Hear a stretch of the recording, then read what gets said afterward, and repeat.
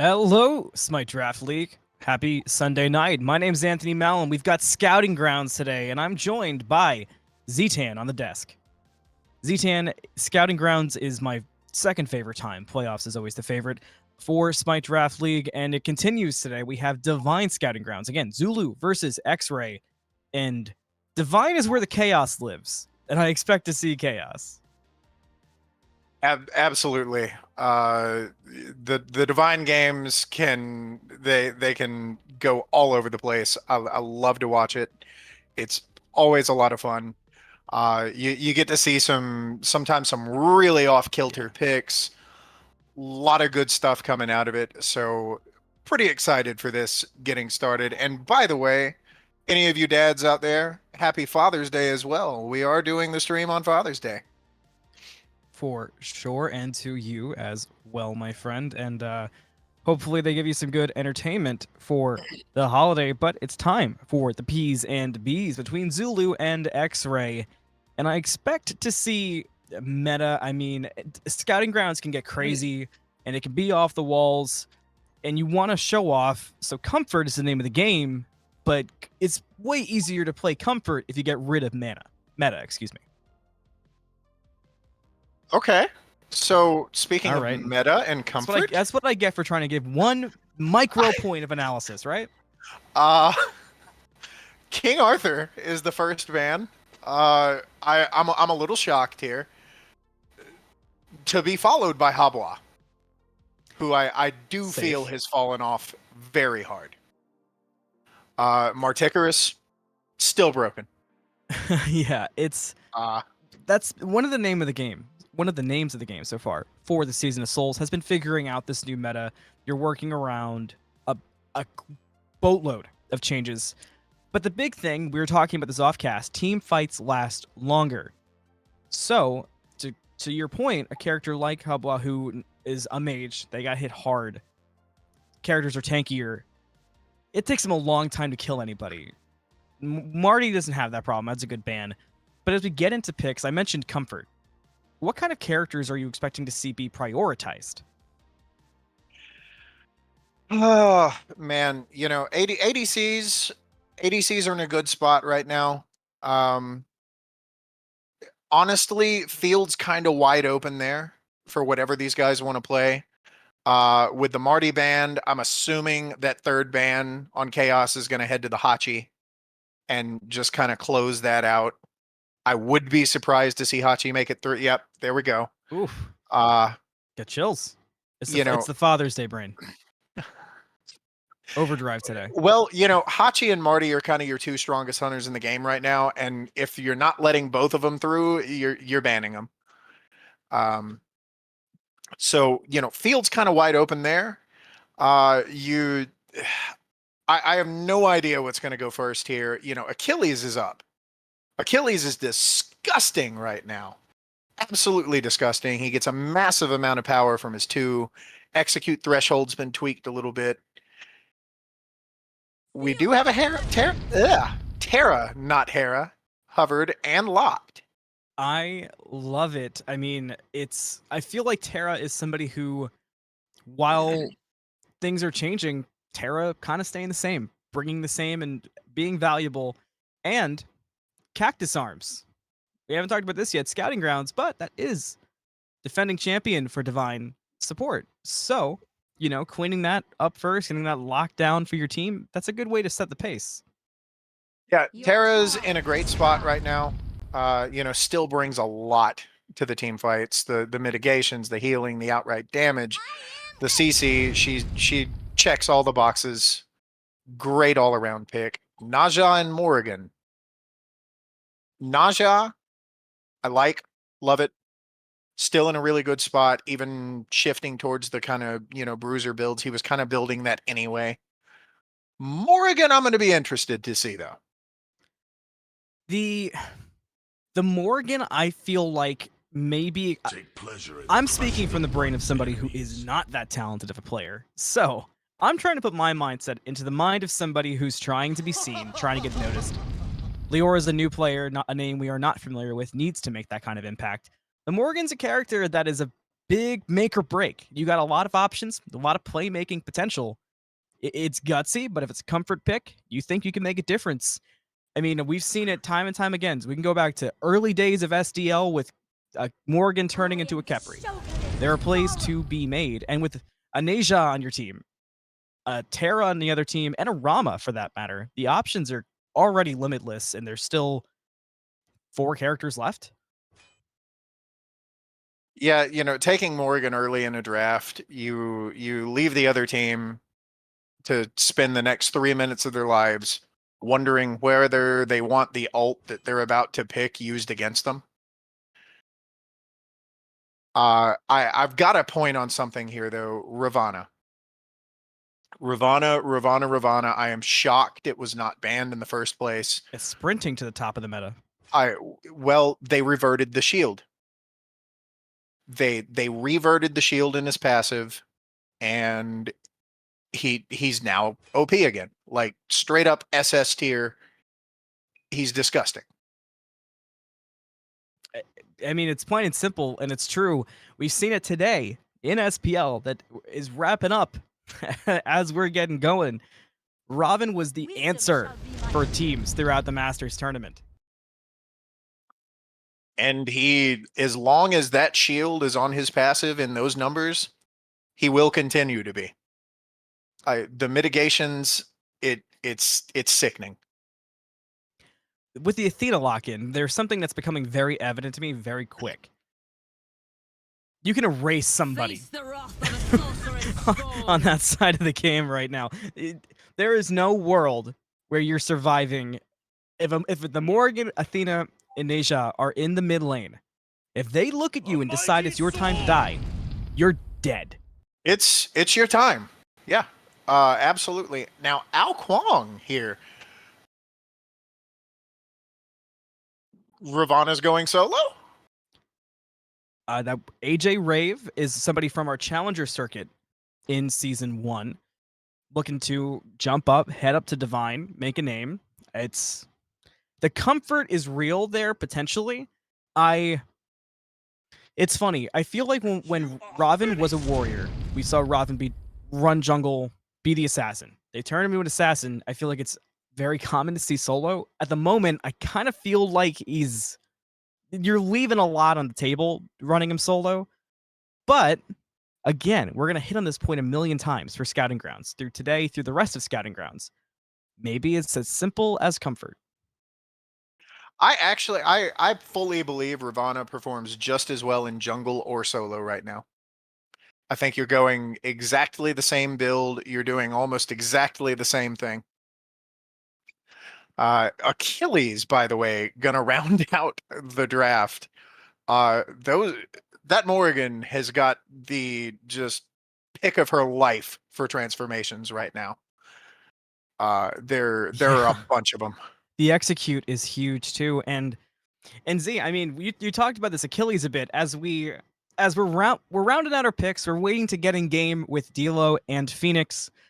I'm really curious, plain and simple. Which team are you looking at right now and saying, I'm glad I'm not facing that team? As of right now, the team with Terra, Ao Kwong, and Ravana, I would want nothing to do with it. Nothing. That is impossible to fight into if it's executed well. Yeah, I would not have a great time with that myself either, but the best part is we no longer have to wait. Zulu versus Xray with Deelo and Fenix. I've been Anthony and ZTan. See you after the game.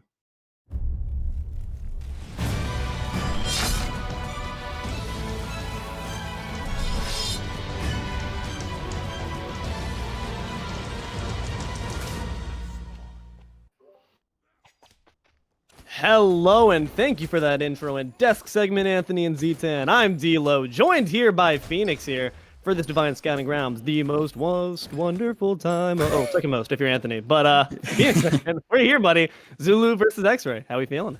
Zulu versus Xray is looking like it's going to be a very competitive match. I would have to agree a little bit with what ZTan said, which is there is going to be a lot of pressure from both sides. Athena was a good pick, and the Neja into it. It's a really good composition on the Xray side. and a lot of good CC chains. We talk about PIMDOS a lot. That's one of our favorite names. Yep. And this is all about it, man. I knew you were gonna mention it. You're my man. Exactly. Talk to me about the PEMDOS, Phoenix. PIMDOS is whenever you have a Neja. Ooh, I won't even talk about Talk that. about this, man. Hold on. Order of operations. Let's talk about the fact that this Ao Kuang just got blown up. That's the first thing we got to talk about there. Unfortunately, it's caught out a bit too far. The CC chain's right there. Morgan going to be able to put on that damage. Might be able to put it on here in the solo lane. Forerunner going to find a second kill for Xray. Right before a minute's up already. 2 on the board in 2 lanes. That is rough lookings. Xray creating a lot of Xray skeletons on the side of Zulu. That's not what you want. And they're Mike can do here in the solo lane. A lot of pressure from Zulu, which is what they need because they don't have it in any other lane. But going back to our topic of PIMDOS, when you have a Neja on your team, what you want to do is make sure that if you're going to use the ultimate and take someone up into the sky, that you land them and then do the order of operations correctly, which that means that you land your ultimates. And in this situation, it'll probably be a taunt from Stanaway with the Athena and a lot of basic attacks, or even an ultimate from Izanami, because Bs and Aegis will probably already be down right when they land. So kind of give it just a second. And then what you want to do is end it with a Forerunner ultimate, which is going to be an execute. That is your PIMDOS.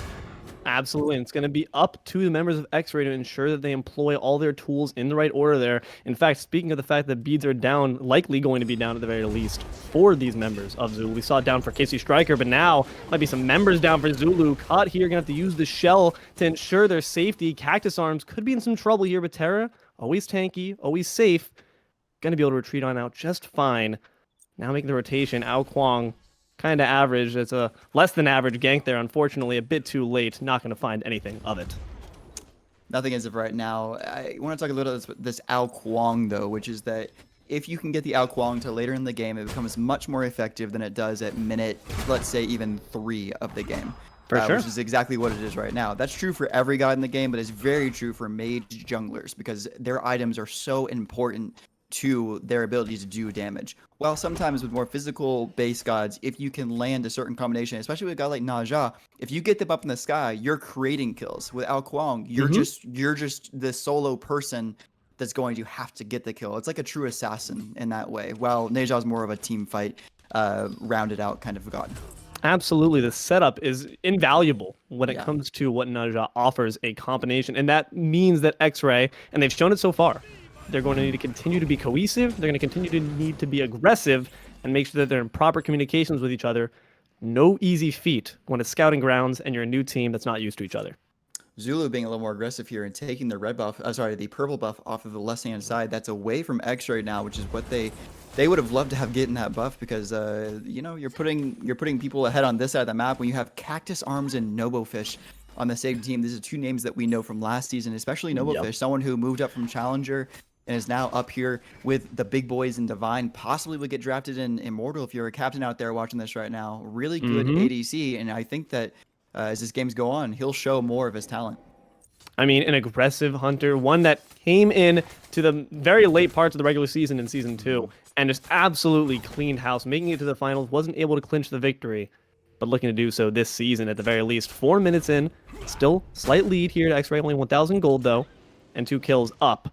Zulu certainly has means to bring it back if they continue this farming aggression. And they need to. They need to in this game. That's how they're going to continue to win it. Xray needs to go ahead and start giving some bigger answers on this right-hand side as well, because if they're going to allow the purple buff to go down, and that's that. But here comes a big game from Ao Kuang. Could be an issue. Waterloo's going to be used aggressively. Not going to quite find its mark there with the ultimate Mystic Rush. Going to rush yourself back to the tower, buddy. That was an unfortunate miss. At the very least, I mean, Forerunner was looking still relatively healthy. Not even sure if that would have quite changed the game. Would have felt better at the very least. And now Naja doesn't have to worry about that lane. Gonna retreat on back to the mid for maybe another sneaky gank. I hope it's sneaky because it doesn't really feel like it right now. Nah, he's going for farm instead. Yeah, stealing the farm from his entire lane. But here comes the gank in the middle lane as of right now. This could be an issue. Morgan Le Fay, despite it not being very sneaky, still caught off guard, consuming power. Always a great safety ability to use, much similar to a Baba Yaga's Home Sweet Home. large, long, CC immune the entire duration. It's going to ensure that kcstriker, alongside those beads, can remain out of most of the CC shenanigans that Xray is trying to pull off. Deelo, there's a problem here. You see what it is? They have. I hate this. I hate this about. Go ahead, man. It's a caster problem that they picked these gods like this. You have a Morgan and a Morgan. You have a Morgan Le Fay and a the Morgan. No. We can't do it anymore. We can't. We have to say the Morgan and Morgan Le Fay. MLF. So it's an Eminem comp. Yeah, it is an Eminem comp. But in this, we'll talk real quickly about the mid lane because we do have a fight kind of breaking out over here just a little bit. Ravana getting a little bit aggressive, but nothing's going to come of it. The mid lane is going to be all about Morgan Le Fay. I like Morgan Le Fay a lot more than the Morgan right now. But Kindy Average going to be trying to gank and try to get the purple again, but it's not going to work out here. Morgan Le Fay is my opportunity for a better champion or god in the mid lane right now instead of the Morgan. I mean, the funny thing about that is you say Morgan Le Fay is better, but if Morgan so pleases, she can say, oh, you don't like me right now, just wait until I turn into Morgan Le Fay, and then you'll like me a lot. So, you know, she's got the options there. And when it comes to what this god can do, of course, liore going to have to try to put that into good use. It's a question of who can steamroll, who are the heroes that are going to emerge on either side, and thus, that is what it's going to determine what the Changeling will do. As far as just where we're seeing the landscape right now, though, Fenix, what do we think are some prime targets for the Morgan to turn into? The Morgan should be, as you just said, the Morgan Le Fay is a great option. Anytime in the early game, if you're looking to pump out a lot of damage after using your kit with the Morgan, because how you're supposed to do it is use your kit as the Morgan and then immediately press the forward button, switch into a god on the map, you know, whoever it is. And in this situation, I think you probably should switch into one of the ADCs. Izanami has a great ultimate to immediately silence 3 or 4 people if she can land it well. True. And then just pump out a lot of damage because those base attacks are going there and back, there and back. So Izanami or Rama are great choices for securing a lot of kills. Very true. It's going to be interesting to see if they can put that to fruition. I mean, Morgan, what's nice about it is you have that inherent comeback factor in a meta that already gives you plenty of those. So it's going to be interesting to see if Xray, they don't really need it right now, but if they do end up losing that lead, they have means to claw their way back up. But right now, seeing a bit of a gank potentially here in the right side, not going to see it, but mid lane, Ao Kuang lurking, strafing back and forth, but not just quite finding an opening here. And that's where it's going to come to. When can you find your moment? Scrapping here in the dual lane, fighting on all sides, but a lot of basics. You have to try to nab the invisibility. Unfortunately, the Ghost won't find its mark, but neither will enough basics for Rom to feel it's worth to take to the sky. NoboFish going to retain that ultimate. Maybe a couple more basics would have had it and put it in the snipes range, but for now, playing it safe, some solid pressure. Really egging us on here. They almost got the gank in right lane, almost got the kill in left lane, almost got the gank on mid lane. Keeping us on edge. Nothing, yeah, really keeping us on edge. But nothing comes of any of it. So I would expect to see a bigger rotation to an objective here. One of the first objectives coming up at around 10 minutes is going to be the new tower that allows for you to, if you claim 1, 2, and then the third one as well, your Titan is going to be miraculously strong. And when it walks down the lane, which is a new part of the game, so let me explain it real quick. I'll explain it one time, which is that after the 3 towers in the middle lane are captured by either Zulu or Xray 1, 2, or 3 times, whoever gets it will switch around. Oh, hold on, in the right lane, we might have to pause because AjRave is looking to be in quite a world of trouble, going to fall there to Forerunner. That was unfortunate. You saw them get caught out by themselves, lacking too far from their home. Yeah, I mean, you got the tower, like, some damage on it, but not quite worth your life. Xray going to find their 3rd kill. Sorry, Phoenix, return to what you were saying. No problem, no problem. It's a very hard thing to explain because it's a very complicated and new big thing in the game because Titans never walked out of the Titan room ever. Titans never go to Xray. No, but might find some aggression here. Gonna be taken to the skies. This is what Ao Kuang wants to do. He says, "You're stealing my shtick, buddy." Gonna have to water illusion out before the taunt can land at the very least. Jungle for jungle, they're both looking quite poked out, but they might be meeting in the middle here. He's wrapping around, still wants more. Ao Kuang is hungry for a soul, trying to get the execute onto the low health Naja, who's expended the heal. Wild Storm, I think, didn't even hit its mark. First kill there, going to be found for Eeyore onto kcstriker, and still, Changeling is actually down. Astral Barrage gonna try to find some hits, but way too far. And now the TheWeebyFiji, I like that name, man. It feels good in the mouth. Gonna be able to find that 2nd kill for Xray. 5 up to nothing. 10 minutes, 5 up is a really bad position to be in if you are Zulu right now. But if I am Zulu, I'll be looking towards this left lane. We talked a little bit about NoboFish and how good he is as a player. If we can go ahead and push NoboFish ahead, that might be your saving grace. And there is your Stygian Beacon. Go ahead and spawning in right now, ready to go. and be captured here in about the next minute or so. Once it says it is preparing, expect to see it very soon. But man, these two are brawling it out, man. Is it really that they're brawling it? It's more like that. Nobo's just hitting. Just taking basics to the face, and Nobo's still at full health. Yeah. I think it's more like that. Shadow's going to have to be very careful. And you know what's so interesting about this is the fact that they mentioned at the desk, we've got CACTUSARMS here, Season 2 champions for Divine. We have NoboFish, who was also a finalist. Enemies forming friendships is what we like to see. Love's blooming on the battlefield here. So hopefully some camaraderie between the two. They know each other's skills. And they know we can just leave Nobo alone. He does not even need the help because right now he is running it down on this lane. Much more in the lead right now as well. Full level ahead. Got the executioner already done. Izanami only has the light blade ready to go, which is not exactly what you want. You want your ADC to be a little bit farther ahead in the current meta. But with how it's going, no problem. Your team's winning 5-0. So if you're not going to be able to win the lane, your team's kind of compensating for that loss. And Nobo needs to compensate for his team loss, which is every single lane besides his own right now. At the very least, if you can keep one person strong, then you're good. But might be seeing some more pressure in the solo lane. Defender of Olympus, execute range found. Excellent Mystic Rush to use the tower as your own means of defense. You don't need the passive shield if the tower is your entire shield. Fantastic play there from AjRave, not taking the obvious means out. Here in the jungle, uh-oh, you might be being baited, my friend. The sash is going to miss, but a second person's here, and that's the Morgan. The stun going to chunk for way too much damage, taken to the sky, only to be buried in the ground. There goes Average.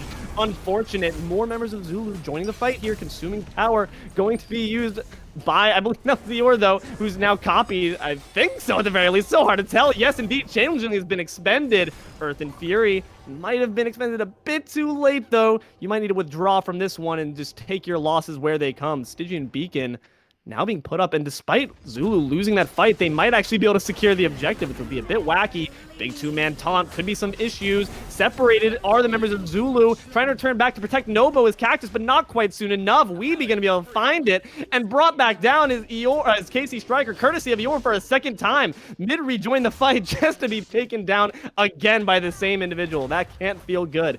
8 kills now there for Xray. Stygian Beacon, have to imagine, will follow. Forerunner gonna find another kill there onto AjRave behind the tier 1 of the solo lane, and that's gonna just further cement Xray's dominant position here 12 minutes into the game. That was not what you wanted if you're on the side of the Zulu right now, right? You did not want to walk into the beacon, start to capture it. Oh, and it looks like they're going to give a Gold Fury away as well. Actually, already pulling that up. No one from Zulu anywhere in range. Rama's the only person. NoboFish does have ultimate. Could go up natural. I think we've seen him do this before too. Honestly, wouldn't be surprised to see the American Sniper. Will he do it? Unfortunately, a bit too late. Just gonna pour some air. Hey, that was pretty good accuracy. No cap. Good job there, Nobo. But unfortunately, that's gonna be another objective that goes towards Xray. Yeah, and I've been trying to make a point about a certain thing, but I'll go ahead and let it go. Beacon, Titans, you'll see it all on the screen this game. It will all happen. And you'll kind of be like, oh, what's going on? But it's a really big situation because when one of those pushes down the lane, it's going to cause a lot of issues for whatever opposite lane it is or the lane that Titan is in. And so expect to see that a little bit farther in the future. A little bit on the AjRave situation as well. This is not going well for him whatsoever. If this is a rave, that's not a party I'd want to attend because he is not having much fun. He's just dancing by himself, getting dropped a million times over, unfortunately. But doing his best to remain and save face. He's still fighting. He's not playing scared, which I appreciate. He's still trying to continue to box, and right now, half health. Gonna be a bit of a problem if he overstays his welcome. You're seeing the rotation here from Zulu, but they got quicker rotations there thanks to the Defender of Olympus. Gonna be able to beat that taunt before anything else can happen of it. Here comes Morgan Le Fay. kcstriker not going to be able to save his teammate from the execute, though. But another one might be on the board here. That execute's going to get him out, in fact. Solid route there from Cactus. Can he secure it, though? It's just a support. Meanwhile, we do see that Stanaway has managed to get his way out of the fight. And the second Athena, I was duped. An imposter's among us. And it's going to be the Morgan who's going to be able to retreat thanks to the Changeling. And Zulu, unfortunately, once again, have lost out on this fight. Just one more kill. One more drop in the bucket for Xray. Zulu do not want to be participating in extended fights, and extended fights are fights that go for much too longer than they should. AjRave should have just died there, and the rest of Zulu should have just said, okay, we're going to go farm because we are 3 levels behind. And speaking of fighting. Aggressive. Look at that. He was stalled for a bit. I think the crippling arrow after the rolling assault hit, so he couldn't escape for a little bit longer until the basics landed. Now Nobo needs that accuracy he had before. Not going to find it. Unfortunately, the pressure was on this time. Going to instead vent his frustrations onto that tier 1 tower. It will indeed fall. Wrong god, man. Cool and vent frustration. Come on. Yeah, he's not unfortunately meant for that, but you know, at the very least, you got a tier 1 tower to your name. You got a shield buff around your waist. You're feeling good if you're Nobo. He's still playing very well, and he still seems to be Zulu's best hope. Yes, he is for sure the current best hope for Zulu, but that 0-10 scoreline is not feeling like much hope if I am on the side of Zulu right now. You're probably going to look for a big objective if you're on the side of Xray right now, and this Fire Giant or Pyromancer are calling my name. That's a good call by them. I would love to get that. And no, Pyromancer, please don't die. It's the scouting grounds from last season of Deelo and I. It's 4 people gathering around here. Could be a bit of an issue if Zulu decides to step up. Indeed, they are. They want the smoke, but do they want it that badly is what the question is going to be posed. Taunt, not going to be quite met with too much on the far of the CC. He's going to be instead met with the consuming power. But now, Morgan Le Fay looking a bit low. It seems that that's the target. In fact, Stanaway getting quite poked out for their troubles, but AjRave going to be the first to fall. It's a tale we've seen before, sadly, within the execute range. Could find yourself in some trouble there, kcstriker. Gonna fall to the Achilles, in fact, but I don't even know if it was from the execute itself. Stunned down, brought down. WeebyFiji gonna be bringing the pain on the CACTUSARMS. On the rampage is this Naja. Just unfortunately, another fight goes the way of Xray. They are dominating this match. 14 kills to 0 here, 16 minutes in. It's a 6K gold lead and a Fire Giant looking to be next. Fire Giant is calling their name, as I said a couple seconds ago, and that's exactly what's going to happen. That one person that is around is NoboFish with Astral Barrage. Could go up in the sky and show us a really good time if you would like to. A little bit too early, I think, here. Instead, he's going to just put the pressure on offensively, which did, in fact, drive them back a little bit. But now they can just resume with no fear in their hearts. Nobo might be sacrificing his life. A real American hero. Can he get the Astral Arrows to do it? Execute is still online, though, because he saved it. Only is going to allow him to initiate into the fight. But you have to imagine one more smack of the shield going to take out the NoboFish, unfortunately. But more members have joined the fight. Kind of average. Trying to find some damage, but that damage is looking a bit less than average, unfortunately, not too stellar. AjRave gonna put some vengeance down for his jungler, taking down the WeebyFiji, but could be in some trouble himself. Achilles been bullying him all game long. You don't want to be messing with that. Dragonflight finding some decent damage, consuming power, finding some safety, but not too much in the damage department. Zulu take their 1 kill and run. They need to just take what victories they can. Unfortunately, they lost 2 overall for it, but at the very least, 1 member of Fire Giant will not remain with that around their belt. Do you remember what I said a couple minutes ago that they don't need to be taking extended fights? Any objective is considered an extended fight in Smite and most any other MOBA type of game, League of Legends. Correct. And those generally are going to be taking a 5-man rotation, 4-man rotation. They're going to be extended. So when I say you need to avoid those, I meant giving up Fire Giant, giving up Pyromancer probably as well if you're on the side of Zulu, and just staying in your lanes or just getting the farm on your side and doing the opposite of what the other team is doing. So for example, if they're Fire Giant, go to the top left-hand side of the map and steal up as many of those buffs as you can, and then drop back and defend. You're going to be on the back foot for quite a while, but you're going to stop the bleeding, which is what you need to do if you're on the side of Zulu right now, is just stop dying and stop just giving them every single objective. But it kind of you can do one or the other. Either you give them the objective or you give them the objective and you die. I would prefer just to give them the objective. And speaking of objective, this is a really brash call here. I mean, after Stygian Beacon has been dropped for a 2nd time as well by Xray, which means they will be doing more objective damage. But Xray is surprisingly going to decide to take the safe play. Maybe deciding that Fury at this point is more valuable than a Pyromancer, which I do have to agree with, given the fact that Zulu's not been putting on much offensive pressure in general on objectives. What can they even really do with that bomb? Fury going to be dropped there instead. Oh! Never mind! 3rd time's a charm there! NoboFish, you wily son of a gun. Incredible there from the snipes. Oh no. Nobo, and they're going to dive into mid here as well. CACTUSARMS. They're upset. They're not happy how that went. CACTUSARMS is going to put down the Monolith for some safety, but taking it into the sky, the Monolith can't help you up into Stratosphere, brought back down. Gonna be able to find some safety, but the execute will indeed find his back. Forerunner has been on point. with those. Talent underneath the tower is only kind of average left, just has to try to weeble wobble his way out of the fight, but Athena will get their first kill, so happy about that one is Stanaway. Now, tier 2 looking to be the next one on the menu, with the objective damage that they naturally have. The hero NoboFish looking to step up, but Mystic Rush might be able to find their answer. kcstriker targeted, knocked up by the Dragon's Flight, finding a little bit more peel for yourself, but you still could be in trouble. Diving down deep, they actually managed to find the kill onto the Morgan Le Fay. Thanks to TheWeebyFiji, fantastic work. Unfortunate, though, for Zulu, because they at least had something to feel good about with that Fury steal, only for it all to come crashing down around them. In a book, sometimes like Lord of the Rings, you know how sometimes you can come around and find yourself back at the beginning of the book, even when you're at the end of the book, it references the beginning.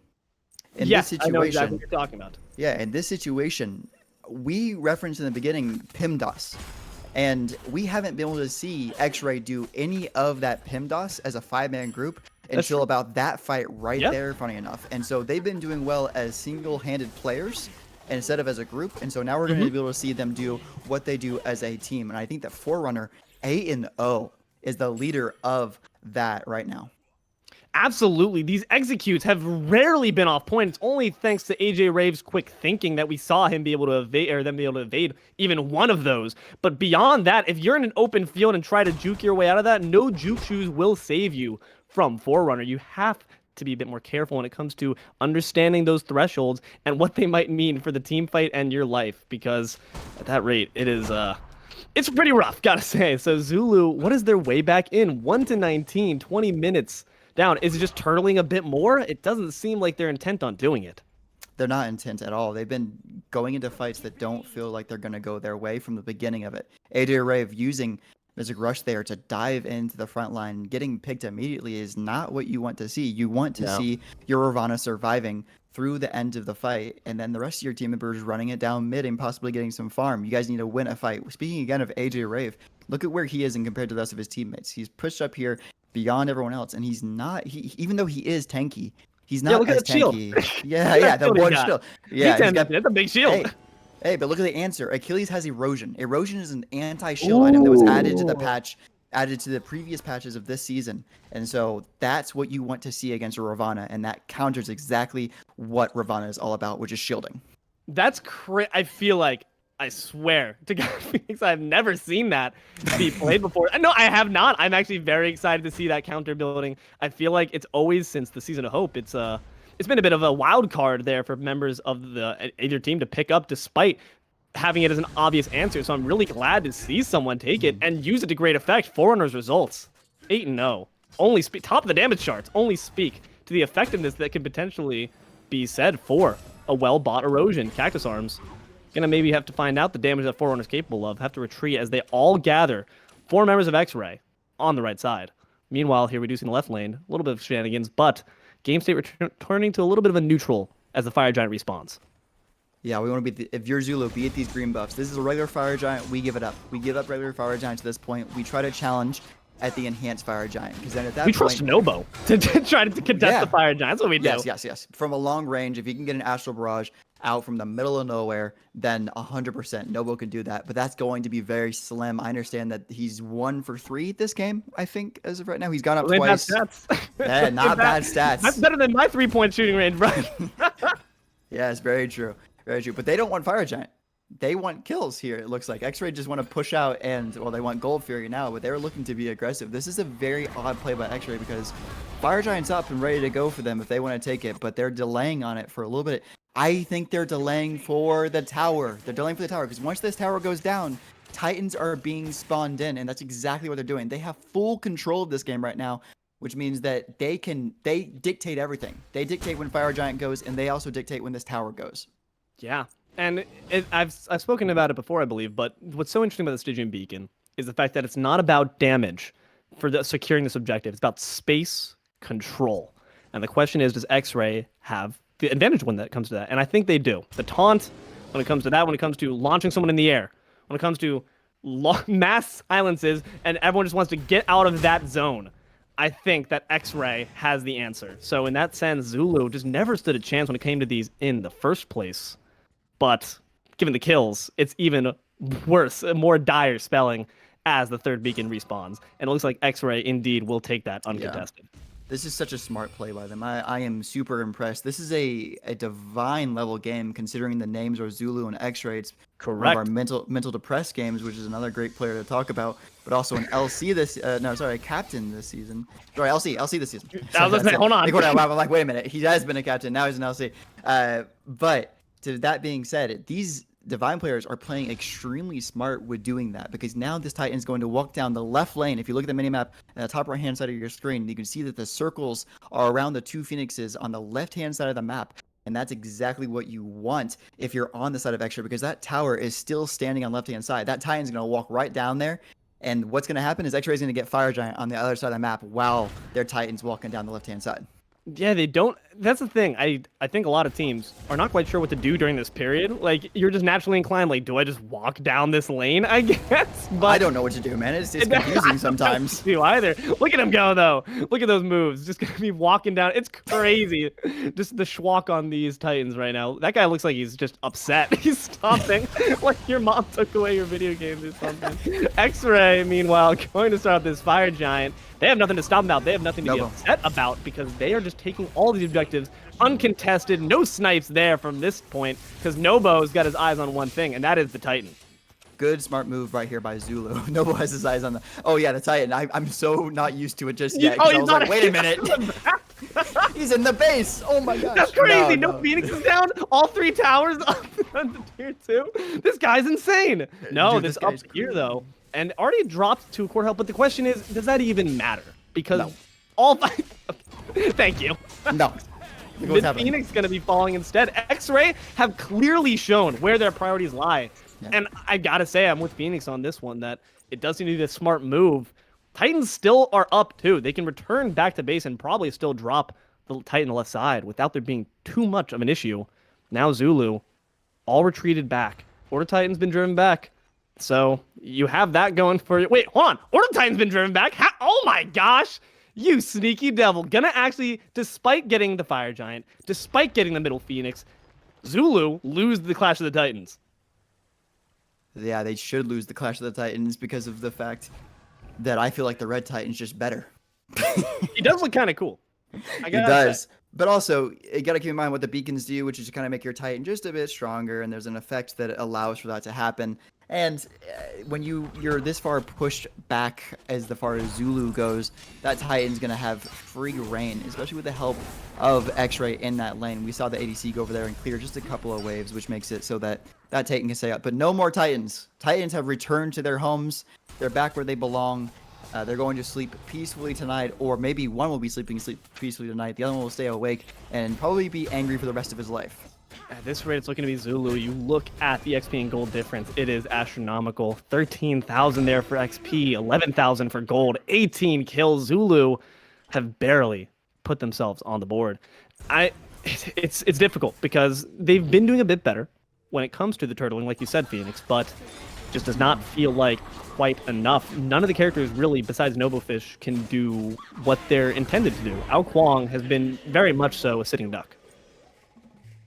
Sitting duck it is, for sure, and there's no opportunities for them to... There has been no opportunities for them to really entry back into these games. No. They haven't... It's kind of their fault, but also they've been very unlucky with a lot of these fights, because the fight in mid at about 3 minutes, I'll refer back to that, was very close. But then from that, it kind of has just been not even close whatsoever. They've been kind of just bang, bang, bang, and quick help. Oh, I did it again. I did bang, bang, bang, dude. I'm like, what's the caster in the NBA who does that? I've got a Mike Breen, but hold on a second. They're going to be engaging. Can't focus on that. Might be focusing on the action here underneath the Phoenix. Looking to be quite low is Stanaway. Going to be the first kill. Zulu can be happy about that. But taken to the skies, TheWeebyFiji trying to make some action happen. And going to be brought down there for Forerunner, AjRave. Is this familiar? Certainly it is. Divine is the Achilles. Taking up to try to get the execute down. Can't quite find that, but still. Double kill set up there for Shadow on a platter. Nicely done. Gonna try to just find all the damage they can out of the Titan. At this point, why not? 3 members down. Only Nobo and KC to contest. And they don't quite have the heft or the damage to do much about it. Forerunner gonna find another kill, make it double digits. Solid work there, the members of Xray gonna find game 1 firmly in their command.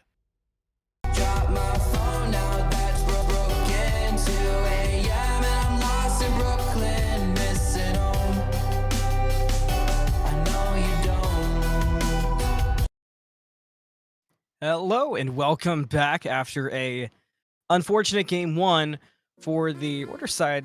We saw some impressive performances, but I think something that stuck out to me was being down that much, ZTan. 2 to 22 at the end, or 23, I believe it was at the end. That's not easy, that feels bad, but there was a lot of individual mechanics that were shining through. Absolutely. They didn't give up. And when you're sitting at a deficit like that, that's point number one, is to not give up, to keep trying, because you've got the game to think about things, to reorganize, to try and do some things differently. And you did have solid points. NoboFish was winning his lane, very much so. Yeah. Maybe you look to play through the carry. The first and foremost thing I've got to say is do not let that man have Achilles again. I agree with that for sure. Don't let it through. Don't let him play it. Don't even let him talk about playing it out loud. Ban it. Get rid of it. Get it out of there. I agree with that, and it was a tough fight, and I think some build choices also led to a back foot feel for AjRave. And speaking of the mechanics, there's one. It was early on in the game. He was getting ganked, and we saw AjRave avoid, execute with Mystic Rush, then overhead kick to get away from the taunt, survive under tower.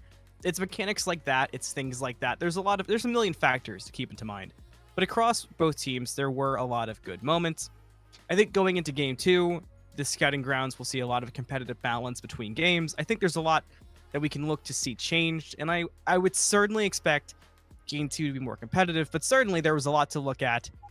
And TheWeebyFiji, for me, was big to look at. There were a lot of, again, the small mechanics. There was a lot of sneaky plays that Asia was making, and the setup that created, the space that was there because of the need of respect was a lot. Absolutely. And the Morrigan's performance, coming from liore 100%. here, I haven't actually seen Morrigan get played in this patch. Didn't quite know how she would feel, how she would look. And I don't know if it's the patch, I don't know if it's the player, but it looked good. I liked it. I liked it a lot. He did exactly what you needed to. That's big praise from, hey, season 2 finals, mid laner, talking about the Morrigan. Keep your eyes on liore. Keep your eyes on everybody. But we've got more gaming ahead, more scouting grounds between Zulu and Xray for Divine Division. We'll be right back with game number 2 on the Smite Draft League.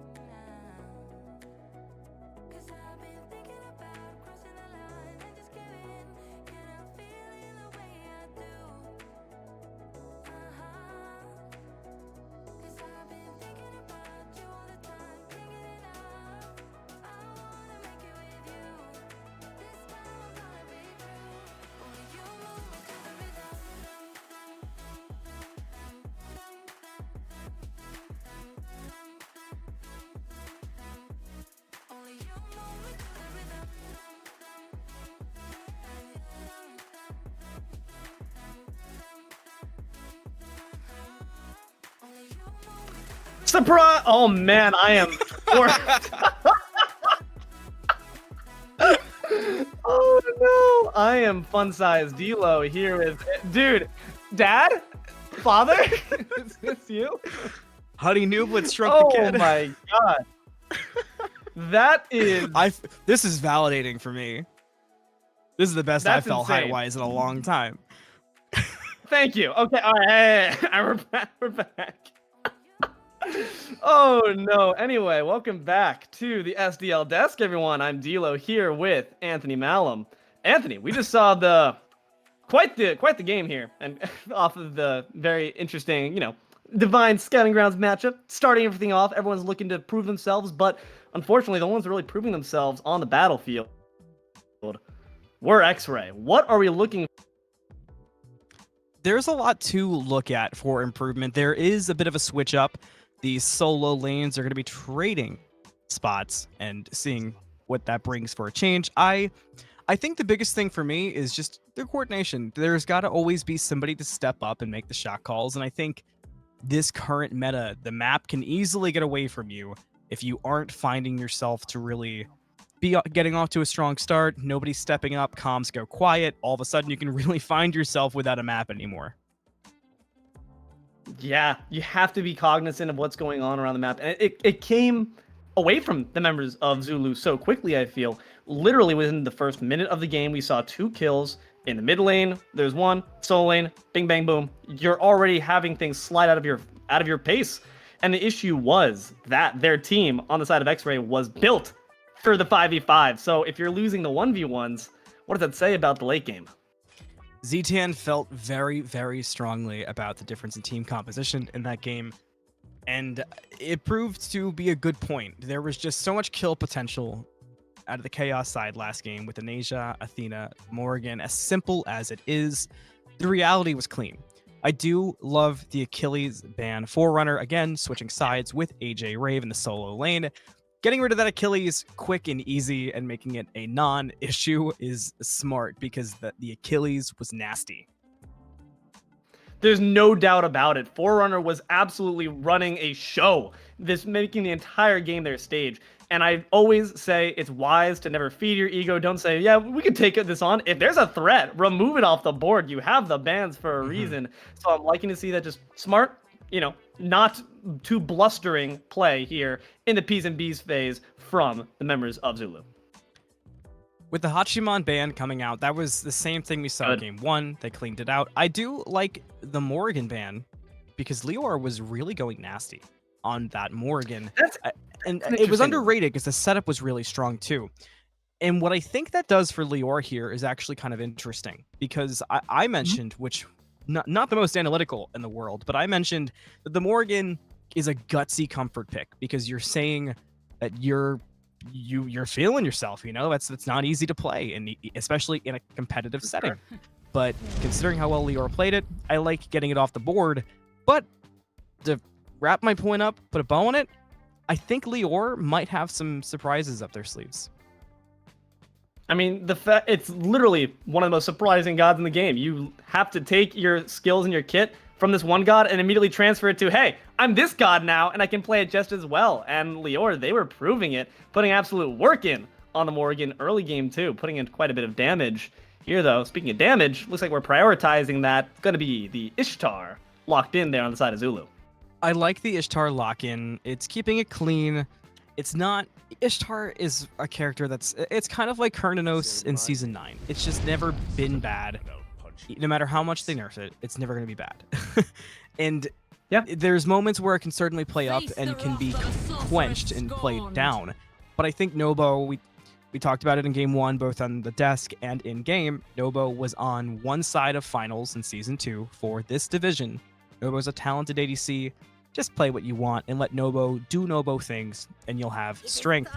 With the Morgan Le Fay lock-in, taking that away from Order side and Chaos side, liore picking up something like that, it's the same vibes. It's got the same amount of control, the same kind of burst damage. I would expect if liore can keep the similar type of positioning that they had in Game 1, that we would see easily 25 to 30k damage and even a jump up from the Morgan in game. Yeah. And we're seeing in here another lock-in that is certainly an interesting one, and I think a step up. We're seeing the Hercules for AjRave, you have to imagine, and that's always a good thing. Hercules been such a stable force in this tank-enforced meta where you're going to be living even longer? Even longer, Anthony. You don't have to worry about that erosion now. You have to worry about some anti-heal at the very least, but I'm liking the Hercules pick. It's good space control, and in a meta where you have the Stygian Beacon, that's pretty nice. It's going to be something to keep your eye on how long AjRave stays alive, just like you said, because the amount of wounds that are going to be mitigated, the mitigation numbers are going to be reminiscent of what we saw in Scouting Grounds last season, which I don't even want to talk about too much, but just the numbers were getting up there and they were getting ridiculous. I like the Yemoja here. What worries me about Yemoja is that CACTUSARMS is a very snappy support, so to speak, and talk about positioning. CACTUSARMS is a positioning master. I wouldn't be surprised if, taking away the direct correlation of Ganesh to Yemoja, if we see CACTUSARMS keeping Yemoja locked down at the start of a fight and delaying how quickly Rivers Rebuke can get out and really turning the pace of a fight. I know it's a small, minute type of play, but Cactus is that kind of player. It's one of the things that got them to finals last season. And it's sometimes those minutia of a game that can spell victory for you. So looking to change things up immensely, we're going to have to look to maybe for those small details that could really spell your W. And meanwhile, here we're seeing some extra picks coming on in. Here we have the Rom being picked on the side here of Xray. Zulu can pick up a Fenrir. I like the Fenrir here into everything. Alma into Fenrir is a matchup that makes the ADC feel useless is a bad word, but it's how you kind of feel. I mean, you can certainly go into Astral Barrage, but when you come down, there's just an angry dog waiting for you, and it's not going to feel great. The Vamana lock in, we barely touched on Baba Yaga. That's gross.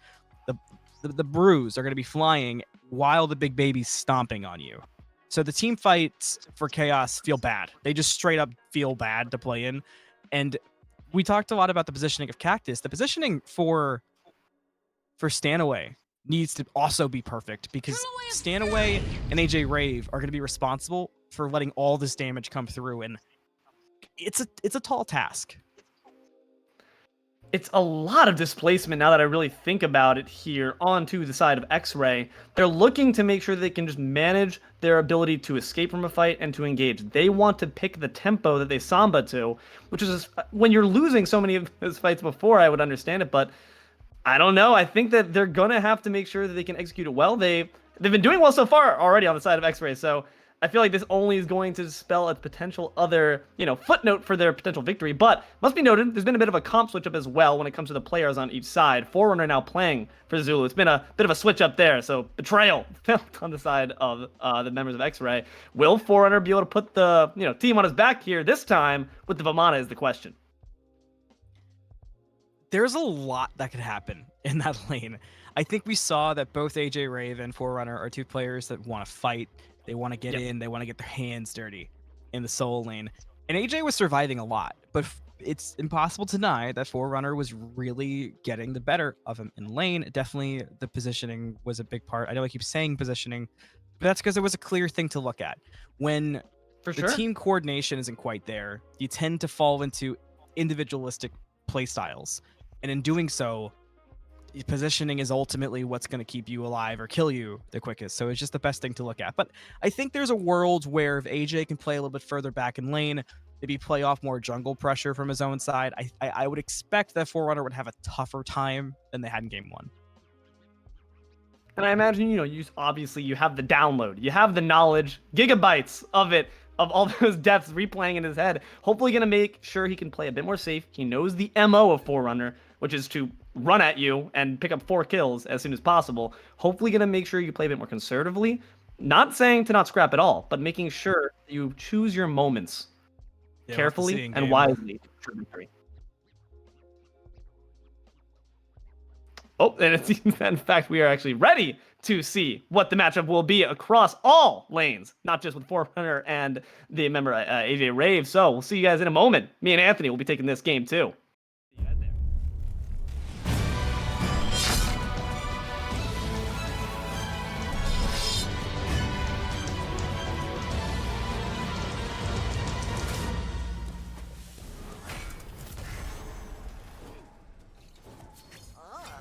Hello, we're in game already. I'm AnthonyMalum. I'm joined by Deelo. The lane's already popping. We're already deep in it. And Zulu versus Xray Deelo looking to be a good game too.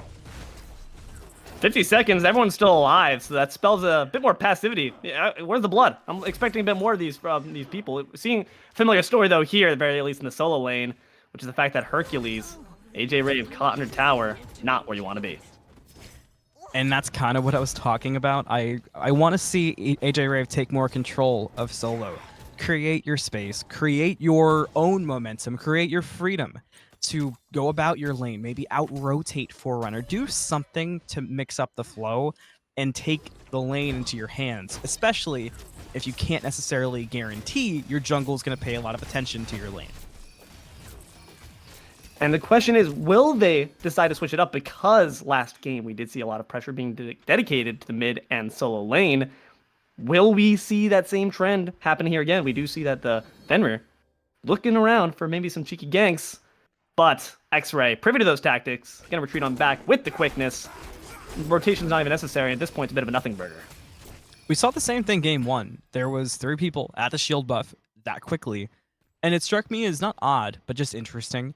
It makes me wonder if kind of average is more so than average in the comms themselves, and really putting a lot of emphasis on the communications. AjRave, again, getting poked out under tower early, but look who's sneaking over. It's going to be Fiji, and Fiji's been able to put quite a bit of damage in these early engagements before. Going to be trying to do it again. This time, not to ensure the death of AjRave, but to ensure his success. Question is, can they do it? But going to be able to retreat without any issue. Mono was quite privy to that one. Forerunners read that book. AjRave was just not healthy enough and should be gone. Oh, First no. blood for Zulu. AJ just a bit too low to be hanging out. So unfortunate. As soon as they left, too. That's just not what you want to see. Like, we had the rotation from Fiji. Wasn't going to be anything that needed. AjRave, unfortunately, going to be the first to fall here on the side of Xray. It's, again, they were playing correctly, in my opinion. They were playing conservatively, but the fight's not done. Jungle, going to be scrapping for jungle. And it seems, despite the kill on your side for Zulu, kind of average wants none of that smoke. Something that I expect Zulu to do is play more passive. They gotta kind of calm things down. They let game 1 get out of control way too quick. and we saw things like this fairly early. We saw them go aggressive in the jungle. We saw them really try to make those plays happen. It just got, like I said, it got out of control. So I think if Zulu can just really get in there early, I said it for solo, but I mean it for the team too. Create their space, take control of the macro, fully understand the map space, and really, at all times, know where Fiji is, because that was another thing that was getting problematic quickly in game 1.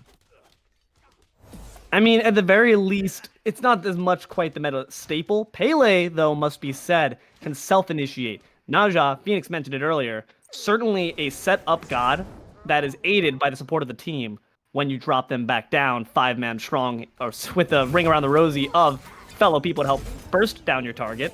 Pele, though, can make the action on her own. It's a question of, is TheWeebyFiji technically capable enough to ensure the damage is had?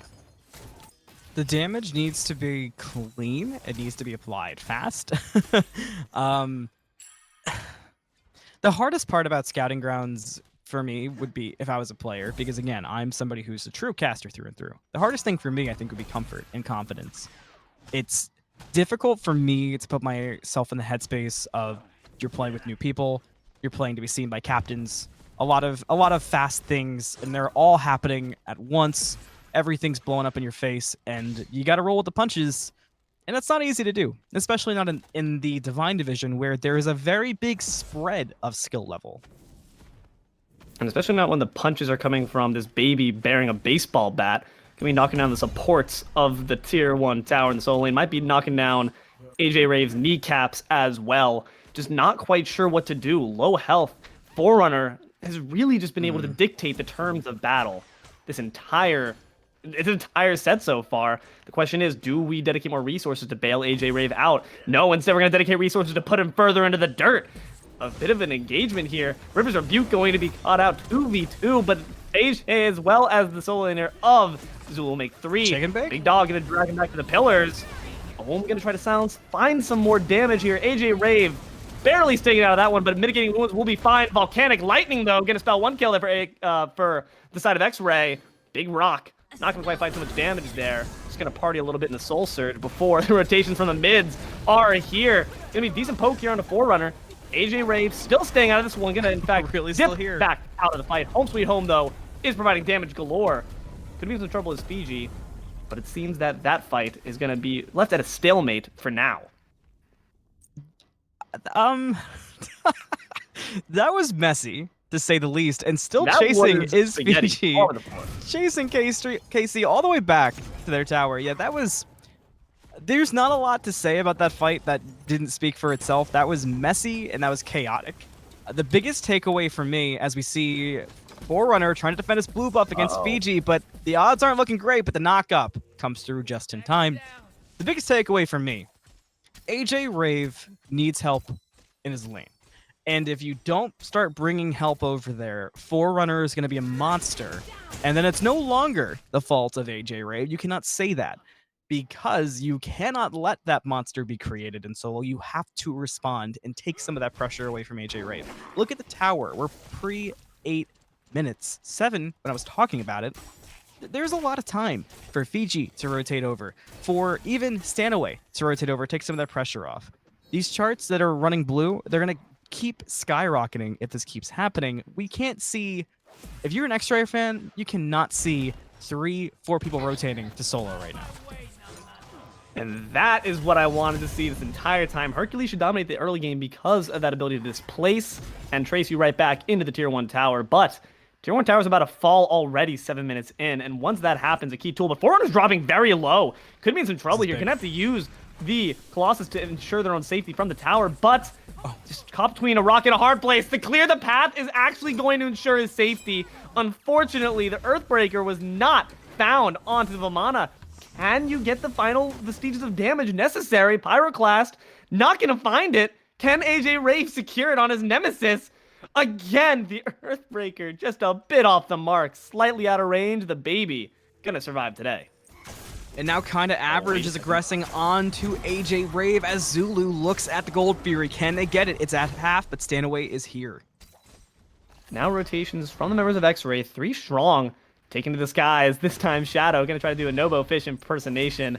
That, you need to work on that a bit more. What's happening? It's so I don't know where those shots are going. Those are warning shots. I fired 3 in the air. Just get out of my property.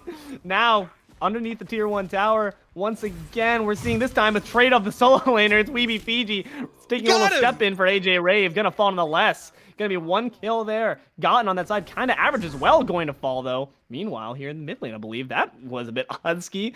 Unfortunate, but now, at the very least, kills still ringing even. But the gold lead is still felt very heavily for Zulu. I want to rewind basically 2 minutes.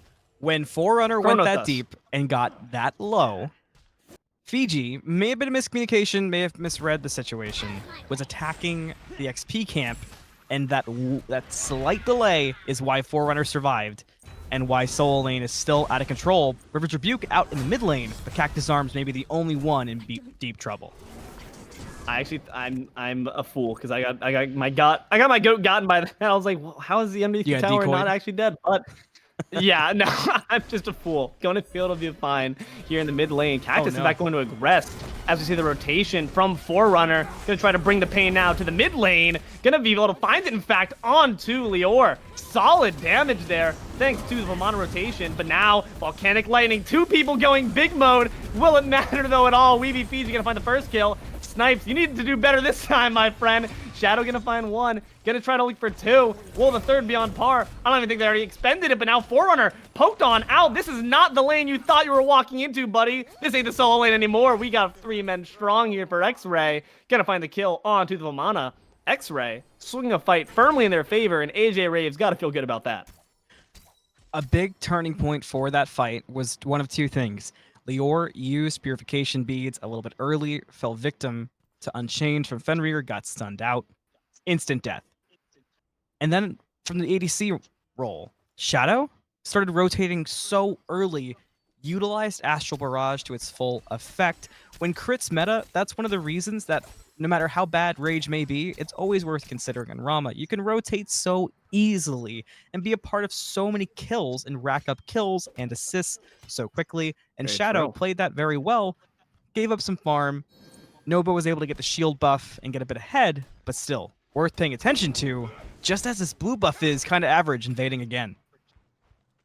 Going to be able to drop it. Unfortunate. AjRave cannot catch a break, but might need a break right now as liore. Gonna have to retreat back past the Moonstrike. Has consuming power off the deck, so at the very least, can't use that for your CC immunity. WeebyFiji gonna find the first kill on a kcstriker. River's Rebuke has been expended. CACTUSARMS is gonna saunter his way on out of that one. Says thank you for the red carpet. Olm gonna ensure a bit more safety, but now brought back in the midst of 3. Might have to sacrifice yourself. Oh, nice Blades Retribution. The snipes, though, Nice. easy pickings. That elephant's quite wide, quite hefty. Shadow gonna, in fact, trophy hunt that man down. Not sure if that's legal, but still gonna be able to find it. Now, kinda average. Gonna show that he's anything but. Finds the kill there in the back onto Shadow once he returns to the ground. Solid work there by the Fenrir. You want seconds. Look for it. Diving back in with the Brutalize. Solid damage. Not going to quite find too much else, though. Zulu, going to take their pickings, run. I talked about how much I liked the choice from Shadow to out-rotate NoboFish for the mid lane fight. Here's the problem with doing that. Shadow did not back. Shadow has not finished stacking devs. Shadow did not have Executioner. That meant that dual lane fight was anything but even, and it was evident. Because even though Shadow played it well and found the kill on a cactus, could have done a lot more if there was maybe more online. Fenrir was just able to clean things up, even though Shadow played it well, crippled out the Brutalize, dodged most stuff. It was unfortunate circumstances. And when you get a good rotation off like that, you got to get back to your lane, clear it up, and then in that kind of scenario, backing could have possibly prevented or helped a lot of that scenario. Yeah, it's unfortunate that, you had the solid rotation, like you said, that you're able to get off with this Rama where you're able to make a presence for yourself even from a million yards away. But if you don't do anything with the gold that you have in pocket, you're going to be outmatched blow for blow. And that's exactly what happened now. 2 levels down once again. Exactly what happened last game. But the question is, can NoboFish capitalize? Because that's where we didn't see. That Shadow was able to step it up in the late game. Noble, unfortunately, was not ever able to really bring on that hyper carry status we're looking for. We're looking for hyper carry status, and it looks like Zulu is trying to keep the hyper carry from being a problem. Kind of average, looking for the gank. Going to start with the Brutalize. Good initiation to begin. Doesn't even need anything else, because what can you do? As a Rama, it just feels bad. Take to the sky. Why? You're stalling your own death. Unfortunately, Anthony's going to predicate it, and it's going to be, in fact, brought to reality there, thanks to the gank from kind of average. Now Gold Fury being initiated on. They have the pressure. They have the carry. A lot of people, though, indeed. Blink going to be found. Now, trying to find some decent damage. Is this Pele going to be able to find a little bit before getting drops onto the enemy team here? Zulu is getting absolutely destroyed by the Morgan Le Fay. liore making an absolute body bag, but kcstriker going to try to find something back. Not before liore says something about it. Killing spree there and a triple kill onto the mid laner of Xray, proving that I don't need a Morgan. It's fine. Anyone that begins with an M. I got body bags for everyone. Solid work there by the members of Xray to bring that one back after losing WeebyFiji. Very clean. Forerunner trying to make it less clean, and Forerunner going to find the kill in a Stanaway. Now going to look to maybe steal the Gold Fury and push everyone else away. It could be a bit of an issue. Didn't really get too much done. At the very least, you got the Gold Fury down, but Forerunner not used to this position. Caught at the end of the driving strike from AjRave. Gotta feel good. Now Hercules trying to make a statement for himself and ensure that the solo laner can't put as much pressure on as they want. Here now, 15 minutes about in the game. 7-11. Nonetheless, gold lead still spelled firmly in the hands of Zulu. And they're looking to continue that pressure. Kind of average. Going to try to find some damage. Egg is going to have to be expended in return. But now, going to have to use the Ragnarok. Not only just you're just picking yourself up a snack on the way back. Beads expended as well, but might not be enough here. Unchained. Find yourself some distance. Find yourself some friends, buddy. Not quite enough there. Volcanic Lightning going to ensure the kill there onto the Pele. WeebyFiji making it work. Cactus can do nothing but just saunter on back after unfortunately losing their jungler. I've got 2 comments I want to spit out quick. First thing first, AjRave has had the same build for a while now. There it is. I really needed AjRave to spend that gold. just now doing it now has the breastplate of regrowth online. That helps. The second thing, that was a lot used for kind of average, and the Gold Fury is still up. There's a lot of objectives on the map right now. So Zulu can look to really force the issue here. And I mean, aside from Liore and River's Rebuke being available, I really like Zulu's chances in the next team fight. Just kind of this entire game feels like Zulu playing very well off the misfortune of Xray, and Xray just getting the better in team fights, a lot of it being off of Shadow and Liore. Yeah, they're absolutely running havoc on the opposing members, but Zulu looking to make some damage onto the board for themselves. NoboFish, it's been the same story. Shadow's done great when it comes to having some rotations, having some global presence, but across the map here, fighting in all sides of the jungle, Forerunner did poked here. Solid double stun there from the Fenrir. Oh, the gonna be looking to just be riptided back in again and again. You're gonna stay in this perimeter if I say so, buddy. Home sweet home, finding solid damage. WeebyFiji is going to already be fallen. Could be an issue if they get more. Forerunner gonna find a kill on a Stanaway. 2 down there. Zulu putting themselves onto the board. Low health, very low indeed is Liore. Just all members have their sights on the Morgan Le Fay. Kind of average will secure the prize. AjRave dancing a party by himself. Unfortunately, can't do quite much about that as the Hercules. Just going to have to suffice with smacking down some minions as Nobo secures more farm. This game, just everything feels kind of awkward. It feels like both teams are having a hard time really locking down targets in fights. You can see it there from Zulu and Xray, both just splitting targets, not really being super locked in. What I'm looking for, as we're at 17 minutes, as we get closer to 20, even further than that, I'm really looking for both teams to start to lock in, hone in on a target, handle the target, or the game, have a game plan. Every fight kind of feels like an improv class. I need something more scripted. Looking like if we read ahead in the script, Gold Fury is on the menu. Question is, with the the writer's strike, will we have enough script left to indeed see the end of the story? Seems that the end includes Xray stealing it away. Zulu gonna fully abandon the chase, taking to the skies. Could be snipes aplenty here, but it's only to secure it for your own team. Zulu managed to actually steal it though. Ragnarok just to secure your spoils of war. Unfortunately, gonna leave yourself behind as a corpse on the field. Liore gonna chase down for it, but kcstriker gonna find a kill there on to TheWeebyFiji. Solid work. This could be troublesome. Forerunner gonna find the kill on a Stanaway, causing havoc in the back with the baseball bat. Now gonna be even bigger with the baseball bat, stomping him down, throwing a tantrum onto the head of the Morgan Le Fay. Dragonflight into the driving strike. Some fantastic CC with the consuming power to claim the life of the soul lane. It's been such a thorn in their side for so long. Now joining the battle, here's shadowknexsestus. Can he find the kill, but might be in some trouble. NoboFish is still a threat no matter how well your team's doing, my friend. Could be around the back. Gonna be the blast off to try to initiate, but it wasn't quite enough. Might have been more than you bargained for. Those basics aren't as good as Rama's, but you gotta hit one at the very least, my friend. 3 strong here. Phantom Shell going to deny AjRave the kill he so desperately yearned for. Man, spaghetti. I'm gonna keep saying it. Spaghetti, spaghetti, spaghetti. That was crazy. A bit of a fiesta of a fight, but I will say that was, as chaotic as that was one of the cleaner fights somehow.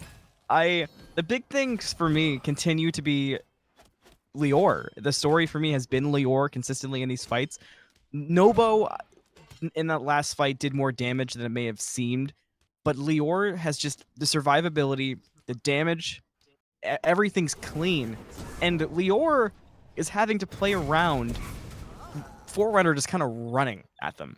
That's not an easy position to play out of, but they're making it work, and it's not easy. Now Fenrir not taking the easy route, gonna brutalize in and get caught. Nothing could have helped that, not even the pillars. That was immense damage just poured on your head, and that's just gonna be a telltale sign of kind of average. I need to change my game plan. I can't dive 3-man deep. It's not possible. He's thinking, I thought the patch said we can live longer. What happened? That fight lasted all 2 seconds. Unfortunately, not going to be applicable to you when you have 3 people on the side of Xray there to deny you the option. So you got to be a bit more careful in where you pick your fights. Yeah, that's... We talked about not just Divine, not just scouting games, but just being new to an environment and a new team in any circumstance is tough. Scouting grounds is probably where it's hardest. You're meeting people 5 minutes before a game, and now you're trying to show off your skills. And that's where all the chaos is coming from. Some of the more personalized choices, be it builds, be it pathing, be it target selection, those are certainly signs of the player, but it's still worth considering. Maybe they're responding to something. An example I would give is AjRave turned around in the last fight, kind of had to go and try to get his backline out of there. Now Stanaway, need to get out of there themselves. Not going to be easy. Riptide's not going to be able to secure your own life if you have the puppy following you. Kind of average. Going to find the kill there onto the support. And now milling about the tier 1 tower. Zulu trying to put themselves in the aggression. They said, you guys have been at the kill leaderboard for too long. We're here to change that. Gonna drop for the Pyromancer instead. Nobo, only left behind. Might be in a bit of trouble if you don't ensure yourself a bit of safety. Pyromancer dropping quite low. Excavate there. Try to steal it. Xray indeed will secure it. Nice job there by AjRave. The awareness and the tact. Hey, I can step up. I can throw a big rock at it. It's gonna work for you. Nice work. Hey, AjRave showing up when it mattered. It takes a lot of wherewithal to know when to throw that boulder and make a good choice there. Some of the game can be chalked up to nerves, but here that was clean and that was very important for Xray. They gotta get back in this game somehow. Maybe a fight, but not quite. Fiji trying to make something out of nothing there, but with just Forerunner and Cactus, it's a bit okay. Shadow getting a bit crazier to the left. It just does not seem like any of the tanks have really been given much opportunity to tank, unless you have Amana in the Colossal Fury form, in which case you can live maybe 2 seconds longer if you so please. But you have to still be careful.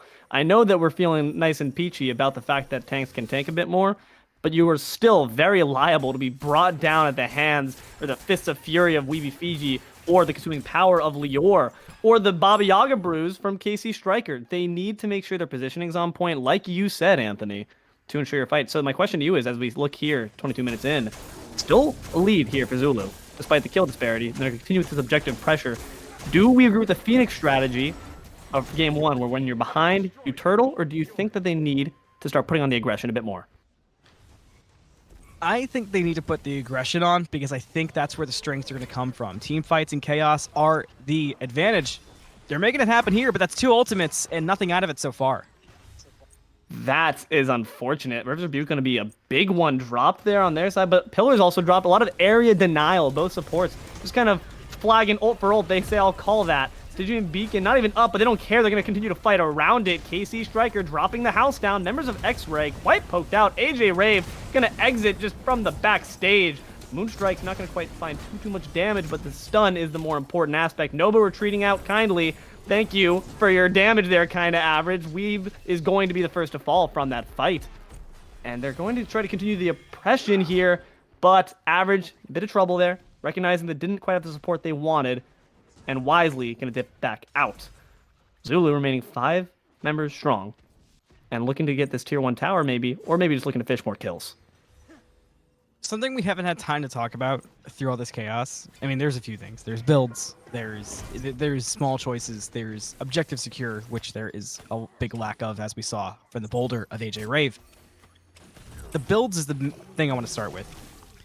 Across the board, they're fairly normal. I do have a big interest in what WeebyFiji is going to upgrade this Pridwin into.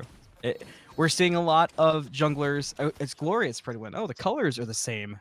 Look at me learning things in my chair 2 seat. Fire Giant down to half health, and I don't think the Pridwin's going to help get the Fire Giant. Zulu will secure that and make it clean. Pridwin not going to help here, no matter how bad I want to talk about it. AjRave's got a big boulder, though. Could be an issue for you, but he's being zoned out at the moment. Zulu going to be able to find the FG. Can they find some kills to go along with it? Ragnarok going to find Fiji, going to bring him down. Killing spree there for the big dog. Killers are down, going to be locked in. Is Stanaway. Can they keep them away, though, from the Baba Yaga? kcstriker going to just leave that fight. NoboFish going to put the kill. Finally, put the Yamoja out of the misery. Colossal Fury here onto the head top of AjRave. Not quite a party I want to be in. Once again, AJ just under that pressure. Nobo going to figure the double, though, onto the opposing carry. Solid work there. Tier 1 will fall as well. We'll just give you a little honorary triple kill there for that, Nobo. The tower counts, too. They're going to continue that pressure. Blink on in. Find some solid damage there on a Liore. They decided that that's the target, but the Fenix has got something to say about that. Liore with a beautifully timed Aegis is going to ensure not only that they survive, but the solo does not. Mid Phoenix will probably be next on the menu, but at the very least, you have a solid damaging member of Xray to say something about the continued sieging. Last game, we saw both teams really put emphasis on utilizing the Clash of the Titans, as you called it. Titan's going to be going down left lane again, but this time I think Zulu would really benefit from pushing out with their Titan. The question is, that's the issue with all of these new mechanics, is that people are so unfamiliar with the idea of what impact does this have? And I think Zulu still might not be quite too privy to it. They do still have the advantage, though. But the question is, when we saw Xray have the advantage last game, they decided instead to go for objectives, but a lot of them are off the map. You have the Pyromancer. FG is down, though. Do you decide to post it up mid lane, right lane, left lane? Seems that the answer is going to be all three, because they are quite milling about. I have so many questions about this game. I'm starting to slowly understand why Chair 2 can be so interesting and why the analysis side of things is a fun path to take. I'm finding myself so wrapped up in all these odd choices. I'm really looking. We've seen NoboFish every fight feeling like he's doing more and more and more and more. Liore, making that rhyme, has been doing a lot consistently. Problem if you were getting pulled, Liore could make it interesting here. River's Rebuke. Going to take to the skies is Shadow. Trying to find some snipes here. Pillars drop. Most damaging ability in the game, baby. What can you do with it, though? And now diving in the back is TheWeebyFiji. Not a tactic that's really worked out too well for you. Nobo doing more and more and more. What can you do, Liore, to counter it? You're going to be dropped there. Blaze Retribution. Dropped into the heads of Shadow. Going to be the next target here. Brutalized. Will the Aegis get it all? Not quite enough. Kind of average on a rampage. Gonna try to continue it with the Ragnarok, but maybe deciding better of it. Stanaway is down thanks to the fish. AjRave knocked up, silenced. Soon will be joining their comrades, you have to imagine. Kind of average, gonna be the double there onto the Hercules. Forerunner, though, has run to the foreground, taken down Liore. No Aegis to save you this time, buddy. Now it's just the Titan, the last vestiges of Xray's members of the team. Chaos Titan going to be driven back. Order Titan, feeling a bit worse for wear. Might need a Band-Aid because it is quite low, but at the very least, you have 6-man strong. Better than Argus, I guess. Maybe. Probably not. Probably not better In game one, Deelo, you talked about NoboFish and CACTUSARMS needing to become friends from being enemies. Man, did they do it. That last fight was a clinic from both of them. Cactus was leading, Nobo was following. Cactus essentially was the riot shield, and Nobo was the guy behind it. That was just... It was... perfection from the duo side of Zulu. Nobo could have killed everybody if they had lined up for it with the way Cactus was playing. Everything that could have stopped Nobo was silenced. Somebody was getting away, they're stunned. AjRave nearly healed half of his health bar, and Nobo was still able to run him down. Why? CACTUSARMS. Absolutely. No, you're completely correct. And loving to see that friendship bloom here on the battlefield after being such staunch rivals. But no, they're making it work to a T. Absolutely doing a great job here are the dual lane of Zulu. But I also want to throw some credit there onto the Fenrir. Kind of average after a game that was not looking too great on the Ao Kuang. A god that requires you to have more action. And it also requires you to really be your primary own setup. It's like Fenix said in game one. Ao Kuang, unlike a Naja, you're your own setup. You just need to kill someone 100-0. Whereas Fenrir puts someone in your mouth, drops them in front of the rest of your team, and says, here, have at it. And I think that's a play style that's really playing better to kind of average his strengths here. And now they're going to try to put some more damage here, get another kill there for the dogs, feed the beast a bit maybe, as TheWeebyFiji going to have to retreat from that one, poked out to half health. River's Rebuke has been used. Middle Phoenix has respawned, but what can come of it? You see the dog is going to retreat back from the jungle. Carry is just trying on the side of Xray to put up the damage, but now diving in a bit too deep. Forerunner, you might be in a bit of trouble there. Colossal Fury will not save you from those dragon flights. And now kind of average. Doesn't even need the support if you keep putting damage numbers up like that. TheWeebyFiji, unstoppable, is the Fenrir. Putting more damage up is Stanaway down onto the count. NoboFish gonna find a 5th kill. Kind of average, gonna find a double. Nicely done. Point, Liore once again alongside AjRave. Sole survivors. Not intent on letting that happen though. Good driving strike there from AjRave for sure. But does not matter. Triple kill. It was an afterthought. Kind of average said, do I feel like getting it? Yeah, I feel like getting it. Just turned around and with the Unchained. Absolutely wild. Fantastic work to ensure yourself that Liore can no longer be a threat. Mid Phoenix now going to be next on to the stopping block for the Fenrir, and Titans looking to be it next. Zulu, after a rough game 1, have brought it back in full force over Xray, and we're going to be going to game 3. Drop my phone now, that's broken 2 a.m. and I'm lost in Brooklyn, missing home. I know you don't. Everything they could, but it wasn't enough. Just, it's what's the Green Day song? It's like, can't remember the lyrics, but it's exactly like that. Yes, exactly. They had solid options. They were putting up a decent fight. Unfortunately, liore, in those moments, they couldn't quite carry the team with those consuming powers quite enough to ensure the victory. Forerunner, as well as Kinda Average, were doing a great job taking it to the back line, ensuring that the Morgan Le Fay couldn't be a big issue, and just putting them down every time. I made fun of myself in the beginning. I'm not normally running the analytic brain, but I talked about positioning, and positioning really was the make or break throughout that entire game. And liore had awesome positioning the entire game. We saw liore live way more than they had any right to, even with the 4 deaths.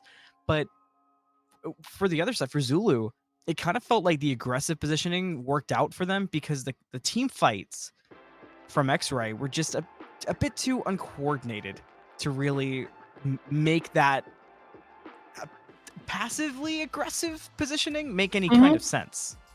I mean, we talked about it before, the positioning, right? And the space control they had, too, were big advantages that you could say were on the side of Xray. Beyond that one time where they just continuously dipped into the Riptide and got tossed back, I felt that was hilarious, I gotta say. That was awesome. Good job to Stanaway for that. But beyond that, we didn't see too much of that dispositioning going on, unfortunately. We didn't see people being dragged back when they wanted to escape. And I think that, alongside the fact that Forerunner and Kinda Average had no fear to take it all the way to the back line, were 2 big factors that spelled their defeat. Kind of Average was kind of above average that game, to say the least. There was a lot to clean up, but I love talking about the mechanics in Scouting Grounds. Because I feel like in Scouting Grounds, that's the main thing you have to look at, because there's a lot of factors a player can control. And Fenrir mechanics are really simple and obvious. When a player plays Fenrir, there's 2 ways they're going to do it.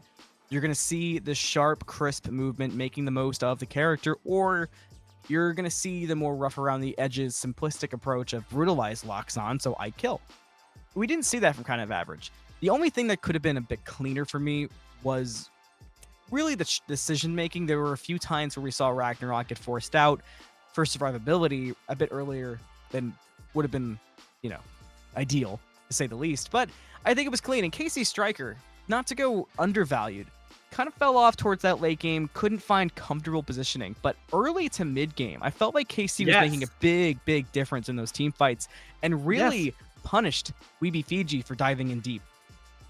You absolutely are correct. I didn't get to mention it, either of us did during the game, but some of those Home Sweet Homes were fantastic. Not only utilizing, of course, the gigantic fire circles you're putting down onto the ground, but even using the house itself as a weapon to come crashing down onto the head.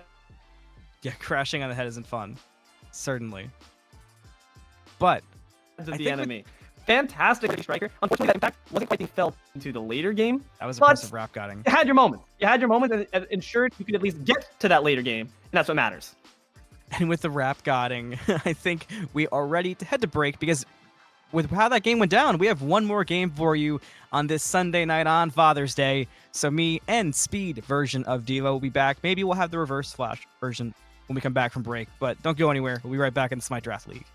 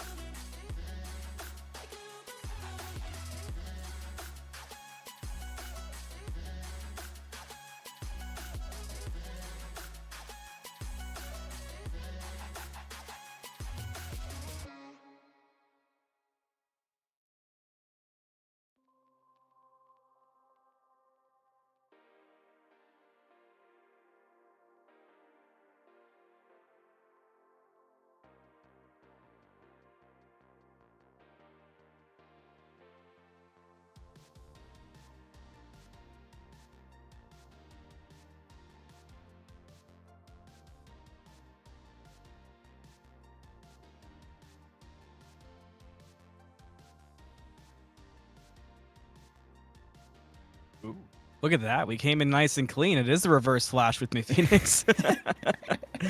I am not chair one. I can promise you that much. Hello, we're back. We're back.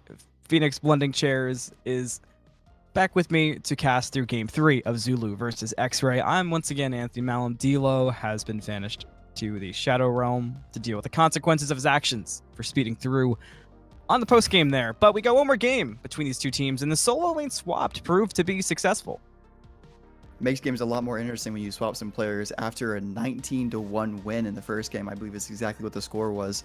It makes it a little more interesting when you can have a little more of an extended game, and that's what Divine and this league is all about, is making good games and fun games for our captains to watch over and then draft you into our league. Certainly.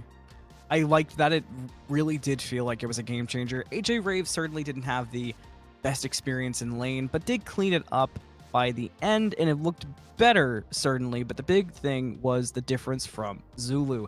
So we'll have to look and see. They did swap sides. This game... what this game's going to tell me about these players, what we're looking for in Scouting Grounds, this is the grit game. This is the can you go the longevity time? Yes. Can you exist through all 3 games? It's like the end of the season for any regular sports season, NBA, anything like that, and that's exactly what this is. Forerunner still finds himself on the same team again, so this will be maybe another really long-winded game, and we'll have to see how they do. I hope to see the Achilles come out again, because in game 1 that was really impressive, and maybe a Hercules or some Wukong or something like that from him. Kind of focusing in on Forerunner a little bit though. Yeah, the Vamana was strong. I think the scariest part was just how Forerunner was so free to just kind of W key at the back line.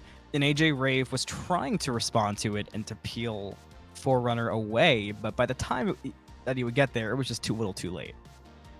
Always too little too late, it felt like, and that you want to be on time to rotations and that kind of thing, and that's part of being in the Divine Division. Even though it is our lowest division and this is the Scouting Grounds for it, sometimes you can make plays and make rotations to buffs on time and feel like a godlike player. And so if that's something that you can do, and that's the ability that you have and you can bring to the game and bring to the table, captains will see that not only in Divine but also in Immortal and say, man, this guy is really talented.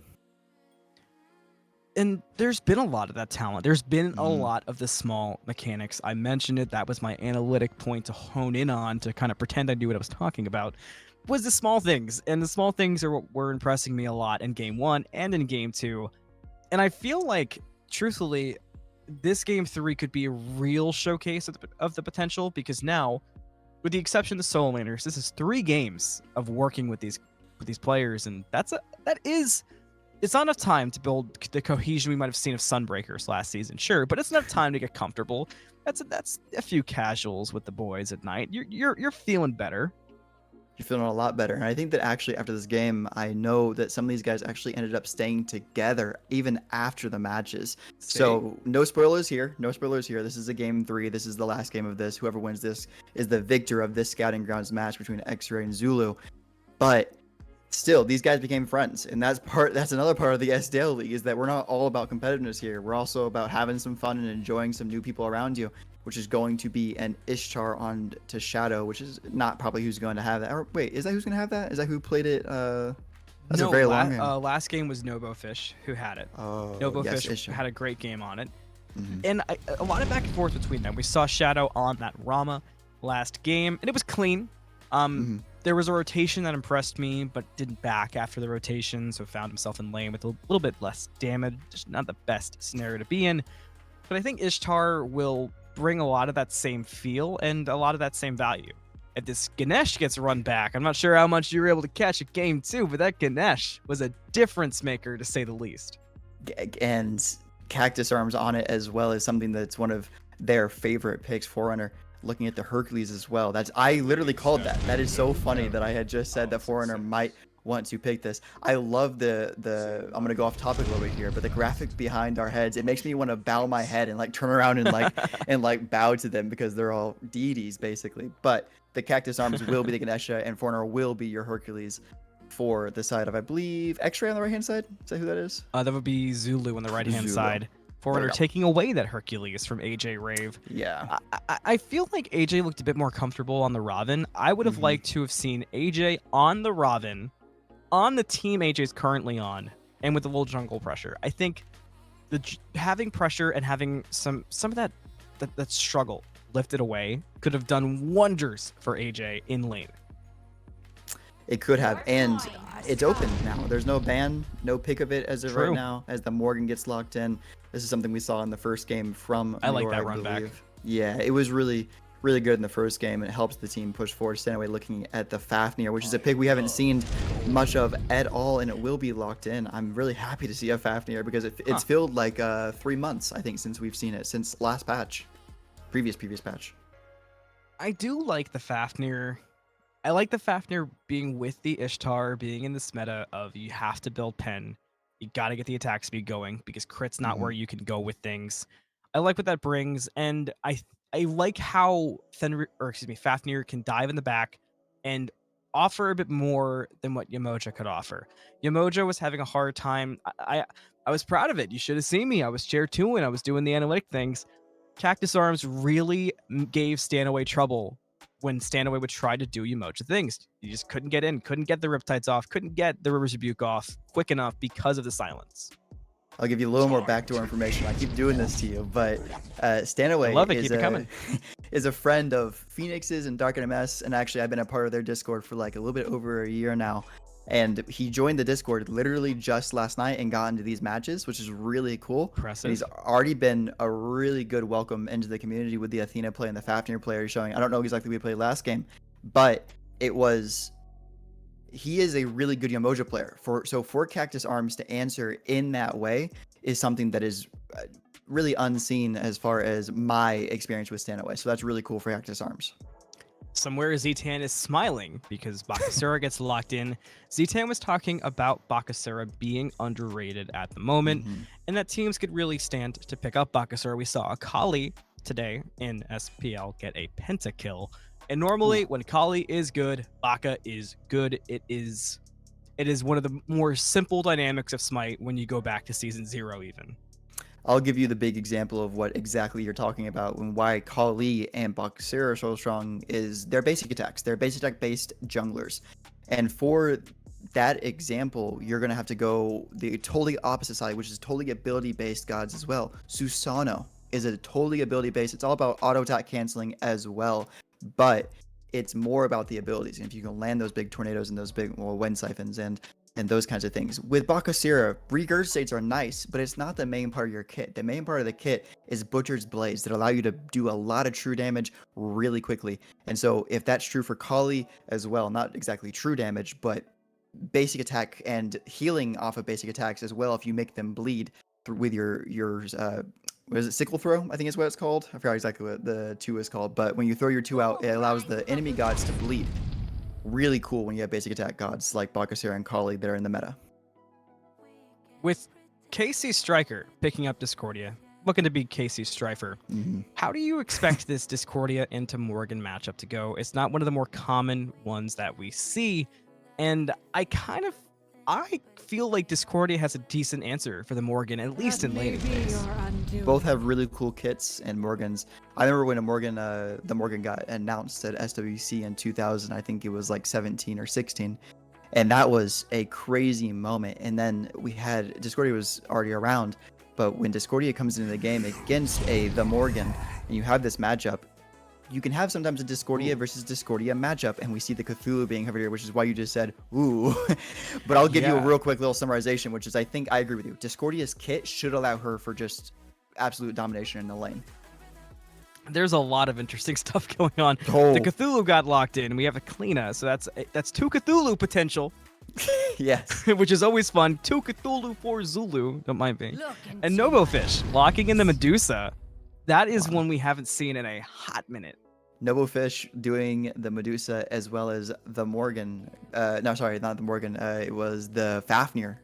2 gods we have not seen in quite a long time, especially in the SDL. SPL might have seen some of these gods in the previous patch, but I'm excited to see what NoboFish can do with the Medusa, and just walking at a Cthulhu is going to be very difficult, right? Especially with the ultimate, it's going to be a lot of room made by Cthulhu, and Nobo's going to have to try to compensate with that by trying to make him into stone, but you can't make him into stone, right? When he's in that ultimate. I like what it brings for AjRave as well in the soul lane, because we talked, or at least I did, I talked so much about how much pressure AjRave needed to have alleviated in solo. It was just getting, it was just such a bad spot, and it didn't feel like there was any way for AjRave to climb out of that hole. Cthulhu offers that. You have a lot more safety in lane. A lot more safety, a lot more sustain, a lot more escapability with the big old dash, and then you can go right into your ultimate and just take a lot of damage.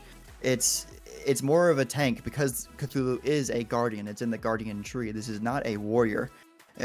Considering it does magical damage, you'll be very surprised if it was a warrior. imagine a magical warrior for the first time ever is released next week. I was thinking more like crit Cthulhu, but you know. Let's to go. each their Yeah, own. Soul Reaver. Let's go. Yeah, some death punch Ymir. Yeah, I mean, I played with Adapting not that long ago in a ranked game, and he played Death Punch Ymir. It's exactly what it See? was. Just go ahead and freeze him, and you know, when you're doing that as Adapting, maybe that's something AjRave can do as well. We'll have to see as we're ready for a game between Zulu and Xray. See you in there.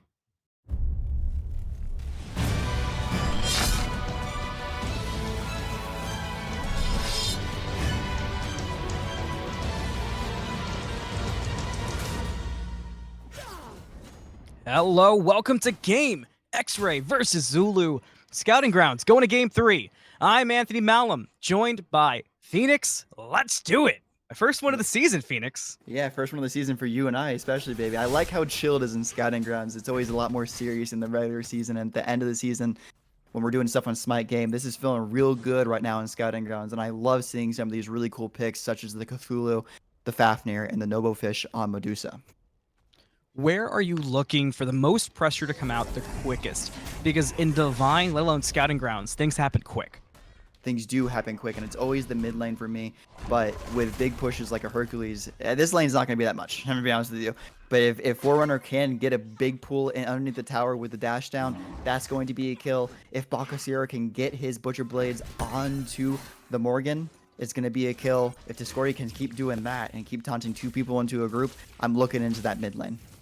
We talked about kcstriker, maybe being kcstriker and having the upper hand on the Morgan, so I have to look for it. Dual lanes doing dual lane things, but it could have gone crazy quickly.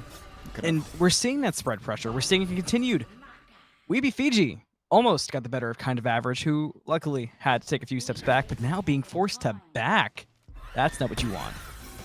We talked about base attack assassins. I did in the picks and bans, and we talked about a little bit about ability-based gods with Susano and stuff like that.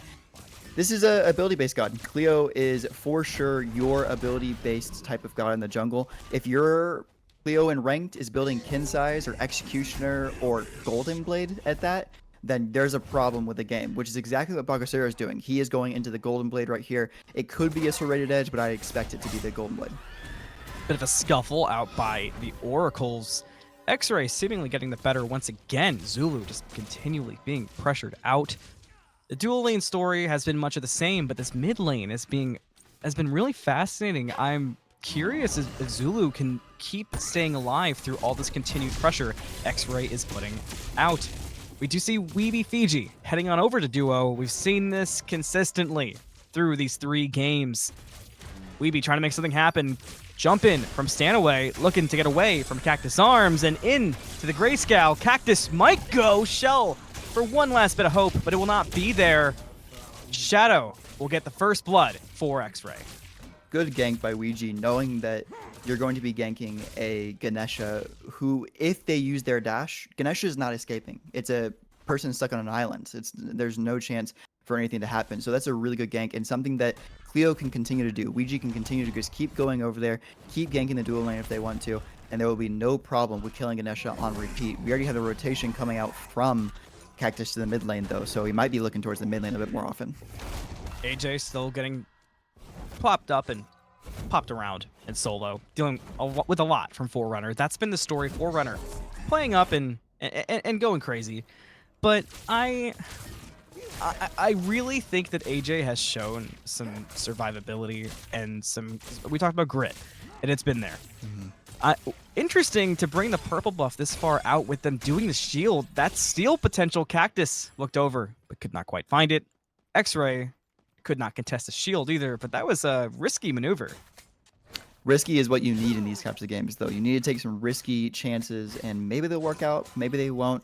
I'm interested to see kind of what's going on here with the Bakasir in the top left-hand side, three-way splitting camps with his dual lane, making sure they secure their own buffs. I understand it kind of has to happen sometimes, but you want your dual lane to get ahead, especially when you have a character like NoboFish or a god like NoboFish. He is the god sometimes whenever he does Astral Barrage and stills Fire Giants in the game where he's so far behind.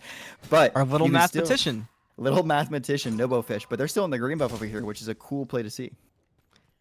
And aggression was something Deelo kept asking me about last game, and I kept saying the same thing, that if Zulu could do it, I'd love to see it. It's just a matter of can they. And with the pressure out in duo, that's opened some space in mid, kind of average, brought it down to half. TheWeebyFiji dashes in, looking for more, but the Apple of Discord forces him away. The Regurgitate follows. TheWeebyFiji in some serious trouble. And now liore goes in as clean apart 2, looking for kind of average. Just barely needs something for the kill and finds it. liore will get one on the Morgan, just had to borrow some of TheWeebyFiji's tactics for it.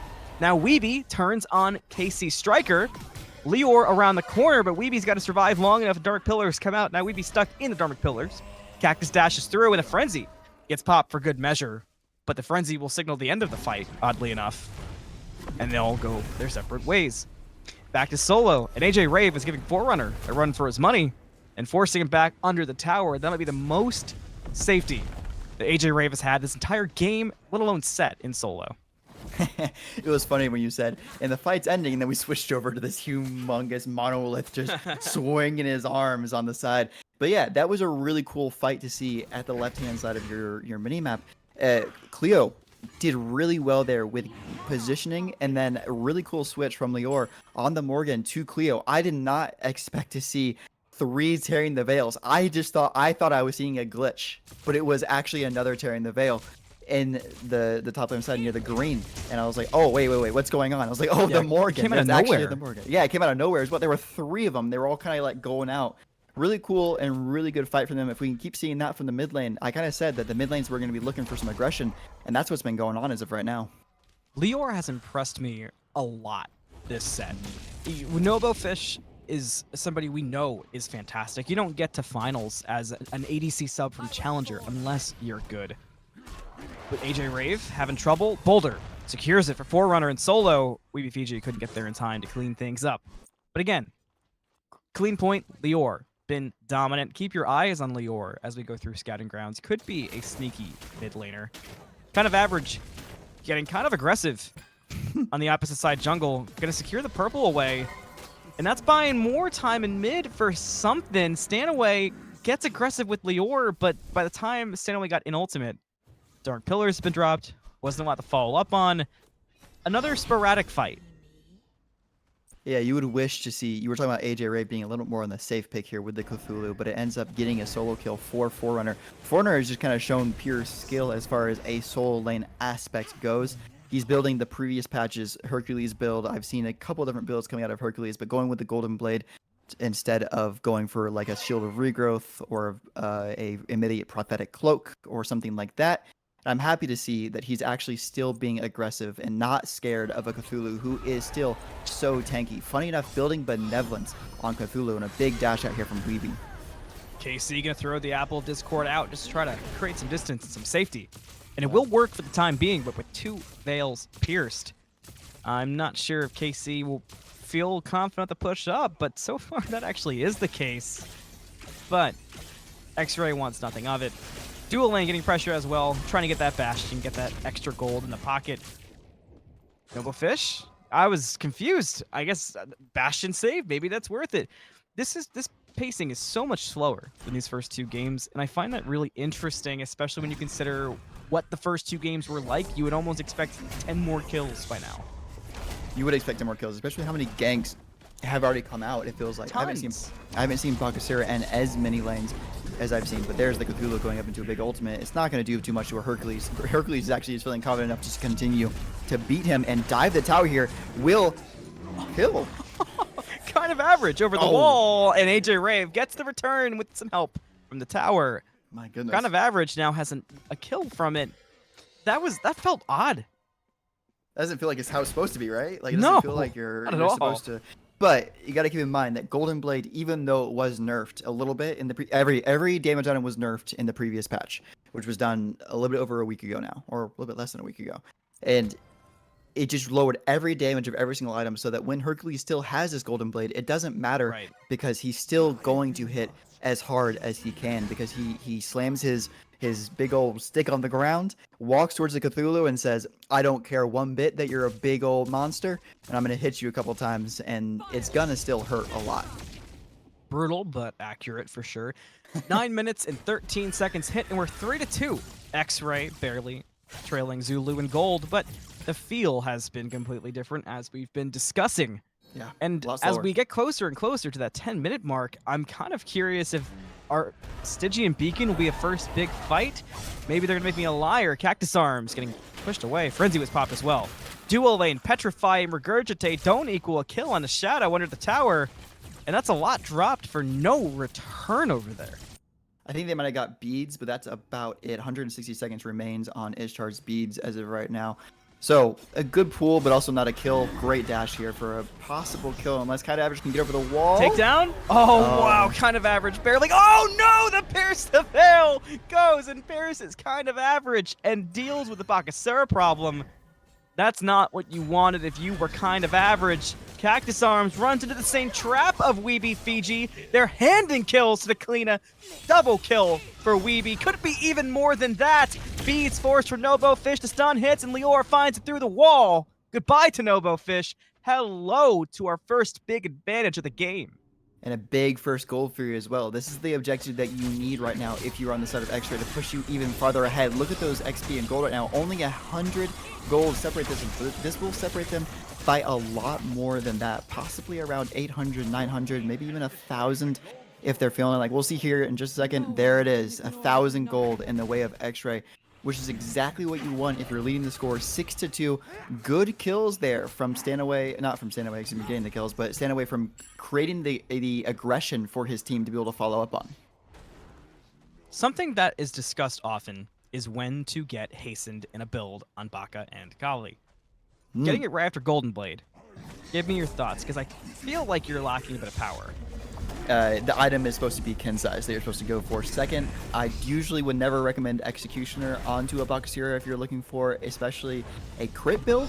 And as we see right now, Forerunner is feeling a bit more aggressive, but he does not have crit on, so he's not going to do too much damage to Weeb as of right now. Enough rotations and you'll find some damage. Forerunner dealing with a lot. liore finds a kill on a Forerunner. Kind of Average gets stuck in the middle of the Dark Pillars, and liore finds a double kill. Bakasura was the second victim. Xray with one of the best rotations over to solo, and we can certainly hear it from the Cthulhu, making it evident that Forerunner has hit the grayscale. liore and Weeby kind of just running both lanes. They were on the left side of the map just a couple seconds ago. They rotated to the right side of the map within, maybe a minute or two. And so that's what you want to see from a team play. Seems like whoever's leading the team comms on the side of Xray is doing very well at keeping the team organized. Stygian Beacon is available to be captured, and Zulu was waiting for it. Only Stanaway to respond, so that will not be a beacon for Order. Chaos will claim that one. Zulu, one beacon up now. One beacon is not too big of a deal. We want to go in and make sure we capture 2 and 3 to at least kind of equal it out if you're on the side of Xray. But getting kills and getting towers is probably just as important as getting those beacons right now. And these kills are coming out very quickly for Cleo. Noble might escape this time, though. Nice turnaround with the Petrify onto Shadow, who actually used beads. Maybe thought there was a kill there, but there was not. So beads forced on Shadow almost feels nice for Nobo, having only used that Petrify. Kind of Average going a bit more aggressive and now having to go defensive just to survive. Trying to secure the purple buff, but there's a big rotation out. Nobo below half has to back away as well.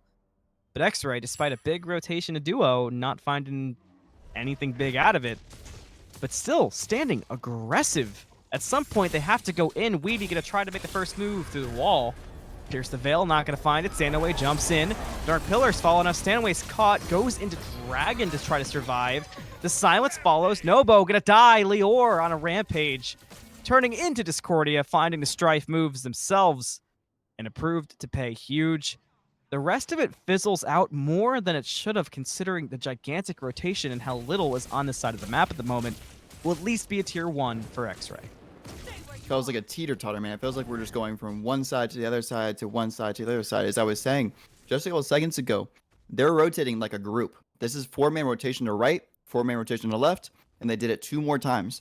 That's more than a Divine team has done, I think, in a long time. And so this is really impressive from Xray to see these rotations coming out that are so fluid and so well organized. I want to see more of that from them. And if they can start grouping up for objectives in the proper way and possibly even for more team fights and just push their lead even further, that's what I want from Xray. If you're Zulu, though, we need to go ahead and start backing up, and that's not how you do it right there. Liore going to be forced to use the beads. Weeby through the wall, trying to save Stanaway. So far, it's working, and kind of average took a lot of damage. Now has to back up. Did heal it up for Mute Minion, but it saved Stanaway, which was the ultimate goal there. Now Zulu looking to get a bit aggressive at the tier 1 tower. Stanaway still stepping up. AjRave eats the apple of discord and brings it to the safe side of the tower. So still no ground gain from Zulu, and Xray standing strong under the tower. Zulu just cannot find an opening. Kind of average. Go to the side and maybe try to find it. Yeah, maybe, but it's going to be a big jump, and it's going to be very difficult to get the kill. Zulu need to make big moves here, and that's exactly what they're doing. But the answer is here from Xray, because they have to back off now. Even though their health is full health, they're just a little bit too far behind in XP. And I want to say something, because if I was on the side of Forerunner there, I'm the only person on my team right now. Level 15, I'm the person that is leading my team as far as XP goes right now. And I would probably just stay in right lane. You missed 3 waves right there. But at the end of the day, you are still 2 levels above on AjRave. But you're going to need to make these big rotations and make some big moves, because Gold Fury is the next target, or possibly even Pyromancer if I was on the side of Xray. Might be one of the most split calls we've seen as we've been talking about the organization of this Game 3 comparatively to Game 1 and 2. Zulu started to look at Primal, but backed off of it. I do want to ask you a question of you. Normally we talk about relics in the beginning, but one that's kind of been reoccurring has been the Frenzy that came out of Stanaway. Have you felt like the value's been there? Because I don't think it has. You would think, right, because of there being nerfs to damage, that you would not buy a thing that enhances your damage. You would think maybe that you would have something more like Shell, so you sustain longer, which is exactly what Ganesha did. CACTUSARMS instead going for the Shell instead of the Berserkers. I agree with more the Shell pickup instead of the Berserkers pickup. I don't think it's that great. Maybe if you wanted to get a Sundering Spear, though. Kind of average, getting sundered himself. WeebyFiji gonna find it. Goodbye to the Bakasura. Hello to a killing spree for Kleena. Now Primal Fury could be up next. 16 minutes, 10-2. Kills feel way crazier than gold. Gold is even right now. Xray only advantage in the blood department. Zulu is not keeping up there, but hey, gold's gonna change a bit as Forerunner stop by and grab the tower. Stygian Beacon may be the next contestant point as AjRave is teleported in. Forerunner gets caught out. Frenzy gets used.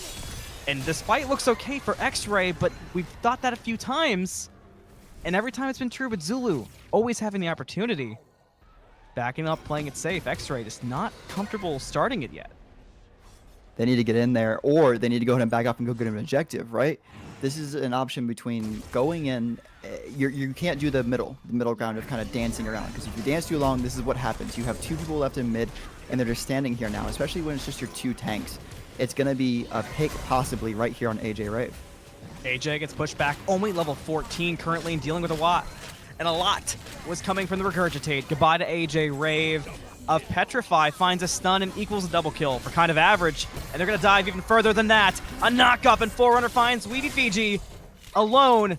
Shadow drops to Nobo, and Zulu is running crazy all of a sudden. They finally took the opening that Fenix has been asking for, and it's paying them out. And it will pay them out further as now they step towards the Primal Fury. I thought Xray was going to be standing here. I thought this was about to be Xray at the Gold Fury ready to go. But as I was saying, they were teetering. They were kind of just dancing. They were not making a decision. Whoever has been making the shot calls for Xray must have just either muted his mic or stopped talking. Because in that situation, as you just said, it feels like they were becoming more and more misaligned. And that was the example of it right there. because they did not make a clear call. We had 2 people in mid, we had 1 person doing a buff, and then we had 2 people looks like they were ready to back or go towards Gold Fury and do the objective. That's not what you want. So Zulu took advantage of that, grouped up, and did a 5-man team fight. If we can see more of that from them, they can take this game back in kills, as well as they already having gold, taking a 3K lead now. 3K lead, 10-6. That's why you cannot just look at kills. A few moments ago, it was 10-2. And look at the charts. They're sprinting to the red side. Xray finding themselves in trouble when it felt like they were in control for a while. Now the game's kind of, I mean, it's reset in feel, but everything else just keeps leaning red. Where do you expect Zulu to try to force the issue next? Pyro and Fire are up on the map. Currently, that is it. I would hope they take another fight just like they did, and possibly right now. Just go ahead and get going. There's 1 person on the left, 1 person on the right. Let's go ahead and start running at them. And Hercules is in a great... Forerunner can go in right now. Pyromancer gets dropped. Zulu has gotten it. Stanaway might be caught. TheWeebyFiji trying to make a play happen. It's not quite there yet. Now a stun comes out on liore, and Forerunner's trying to make the opening that Fenix is looking for, but it's dropping low in the process. A Discord apple has bounced to the side, but did not quite find it. kcstriker ended up getting it anyway. TheWeebyFiji. AjRave is descending into madness slowly but surely. Zulu is really forcing the problems out of Xray. They're showing the misalignments, the discoordination. It's getting worse and worse and worse, and Zulu is capitalizing. kcstriker finds Shadow. Next to drop will be Stanaway to Nobo. And now Zulu will clean up a tier 2 tower for their trouble after the fight. They got Pyro for free. Just AjRave stands alone, and Zulu might want a Fenix out of this. Forerunner level 19 to AjRave level 15. The Fenix gonna drop to the bombs, and AjRave may follow. He gets knocked up, he gets stunned, and he's gone to Forerunner, his nemesis, as Deelo said in game number 1. Zulu has taken full control of this game. Gonna take a TheWeebyFiji with it, thanks to the boulder. Double kill in the throne room. Xray, what happened? What happened, Xray? Oh man, they are not feeling like they were at the first 10 minutes of this game. Something happened where they're just not lined up. I don't know if it was the rotations early into mid. I don't know if it was the rotations that were lacking after what happened in left and right 2 times, but we need to see a little more composition from them. If you want to be an orchestra, you need to go ahead and make sure that you follow the conductor. Whoever the conductor is on the side of Xray, go ahead and conduct this team. Let's get together. Let's defend Pyro Giant, or let's defend and get some farm, whatever needs to happen. I think it needs to be some farm here on the side of Xray. Go ahead and do exactly what Shadow's doing here, which is going into his lane, pulling some minions, go ahead and get these buffs, make sure that you guys are on level with Zulu so that you can take these fights and possibly win some. There has to be an answer that shows up eventually. One thing that impressed me about Xray in game number 1 was we kept looking at the scoreboard, and the gold wasn't that far considering how many kills there were and how far they were behind. But this game, look at the charts. Almost 11,500 XP, 7,500 gold. That's significant for 21 minutes. It's really big, and it's going to only keep getting bigger unless they can put a band-aid on the bleeding. The way you put the band-aid on the bleeding is by either farming up and becoming the same level, or by just full-out challenging at a team fight. But with Forerunner... Hello Kitty Band-Aid. Yes, a Hello Kitty Band-Aid. It's going to be very temporary. You are correct. Sorry, I had to correct you there. I have the analytics of the Band-Aids. That is true, and you can for sure do the Hello Kitty Band-Aid. I like the Teenage Mutant Ninja Turtle ones when I was a kid. I used to get those all the time. Those go stupid hard. But Forerunner, who's he looking like? Who's he looking like to you? Give me the name. It's Heavy Warcry, baby. That's who he's looking like right now. Hardly Warder, hardly Knower. Forerunner doing work in the mid lane, trying to set up. NoboFish has been fighting the Gold Fury for 47 minutes and finally drops it, adding to the pockets of Zulu, and the pockets are weighing down, and Fafnir passive is not a match for it. A 2-man knock-up, 1-man brought back. It was Stanaway to the waiting arms of Zulu, forced into the ultimate, and Cactus is waiting with a silence. Still no poke on Stanaway, remarkably tanky. Remarkably still alive. Forerunner now dealing with a lot. In the back, you can see that TheWeebyFiji's trying to make something happen, but he's been caught out. Hit the apple. Casey finds him. Killing spree for the Discordia. And Zulu just cannot falter right now. They're clean with it. They're pushing up. They're not done. Forerunner making more openings with a knock-up on a Shadow. Blades to Retribution is forced, but the Boulder saved it. And goodbye to Stanaway. Liore found one, but KC drops Shadow. Only 2 remain for Xray, and Zulu will not stop pushing. They just want to fight, fight, fight. Forerunner has... Well, give him 2 minutes. He'll be fine. He'll teleport back in. The answers have been there, and Zulu has fully cheated. They've taken the answer booklet off of the teacher's desk.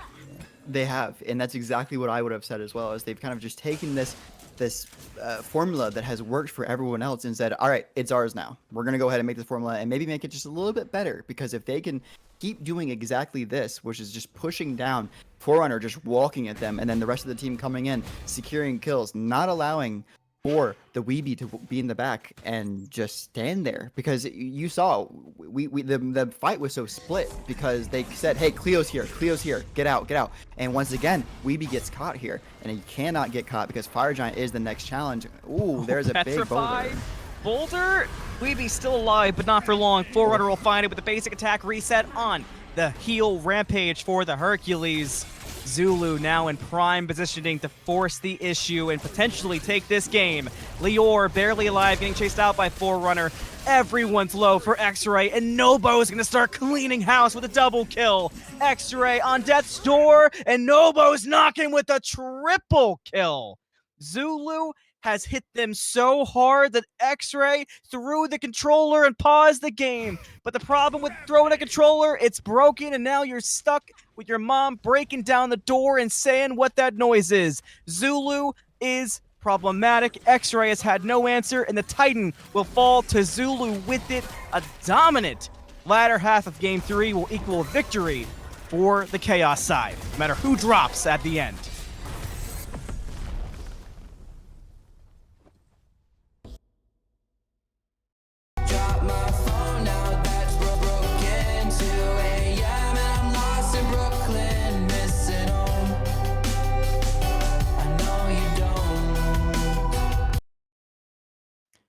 Hello, we're back. The pause did not stop us for long. It certainly did not stop Zulu from taking that game. No, it did not. I looked, I was about to raise my hand. I'm sorry. I was Yes, like, oh, Phoenix, go ahead. Can I please talk? Can you? Zulu... Can you? You mean maybe? Oh yeah, dude. Yeah, there you go. See, Gosh, Deelo's not the only teacher around here. Yeah, Deelo is usually the one that be doing that kind of stuff to me. That being said, I think that while I'm speaking incorrectly, Zulu just played that perfectly. There was no question about it. They were able to, I don't know how, but within an instant, it felt like the score was 10-2, and then it was like 16-10. No more kills for Xray ever again. And that's exactly what we saw here, because kind of average, even though his scoreline doesn't show it, 4 and 5, it still is one of the people that was throwing out regurgitates and not allowing people to dash. Only did 7.5k damage, and the main person we're talking about here, once again, captains, Forerunner is your guy. Man, look at that.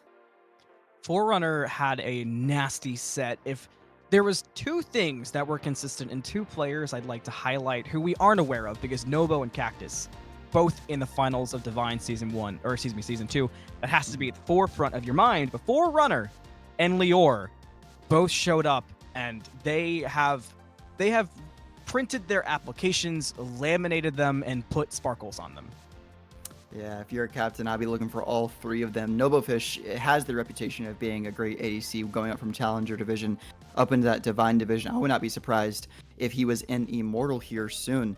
CACTUSARMS, also a great reputation from previous seasons, but Liore, new name, correct, if I am correct? Yeah, new name, and one we need to definitely keep at the forefront of our mind. Yeah, because there's that damage Forerunner numbers. Buns. Sorry. Yeah, Forerunner, thank you for joining the league, because it's going to be another situation with like adapting, where we say, oh, well, he's adapting to this, adapting to that, and it's going to be, oh, the little Forerunner issue is this. I loved the play from both of these teams. Really good for a Divine level scouting grounds game. Well done by our captains for coordinating this one together, because the games were really interesting. The game 1 was not as interesting, but game 2 and game 3 were pretty much nail biters from minute 1 to minute whatever it was, 25, 30. I think there's something positive you can look at from every single person from all 3 games, and that is what makes Scouting Grounds so fun in the Smite Draft League. Make sure As you follow Scouting Grounds, you subscribe to the Smite Draft League YouTube because every single Scouting Grounds set will be there, and the information there is valuable not just to captains, but to every player. You want to know what you're up against. The Smite Draft League YouTube is where you'll find that out. I have been AnthonyMalum, joined by Fenix in this cast. We also had Deelo and ZTan, and of course, the production at the forefront run by iNooblet. Thank you for watching, and we'll see you again soon with more Scouting Grounds action on the Smite Draft League.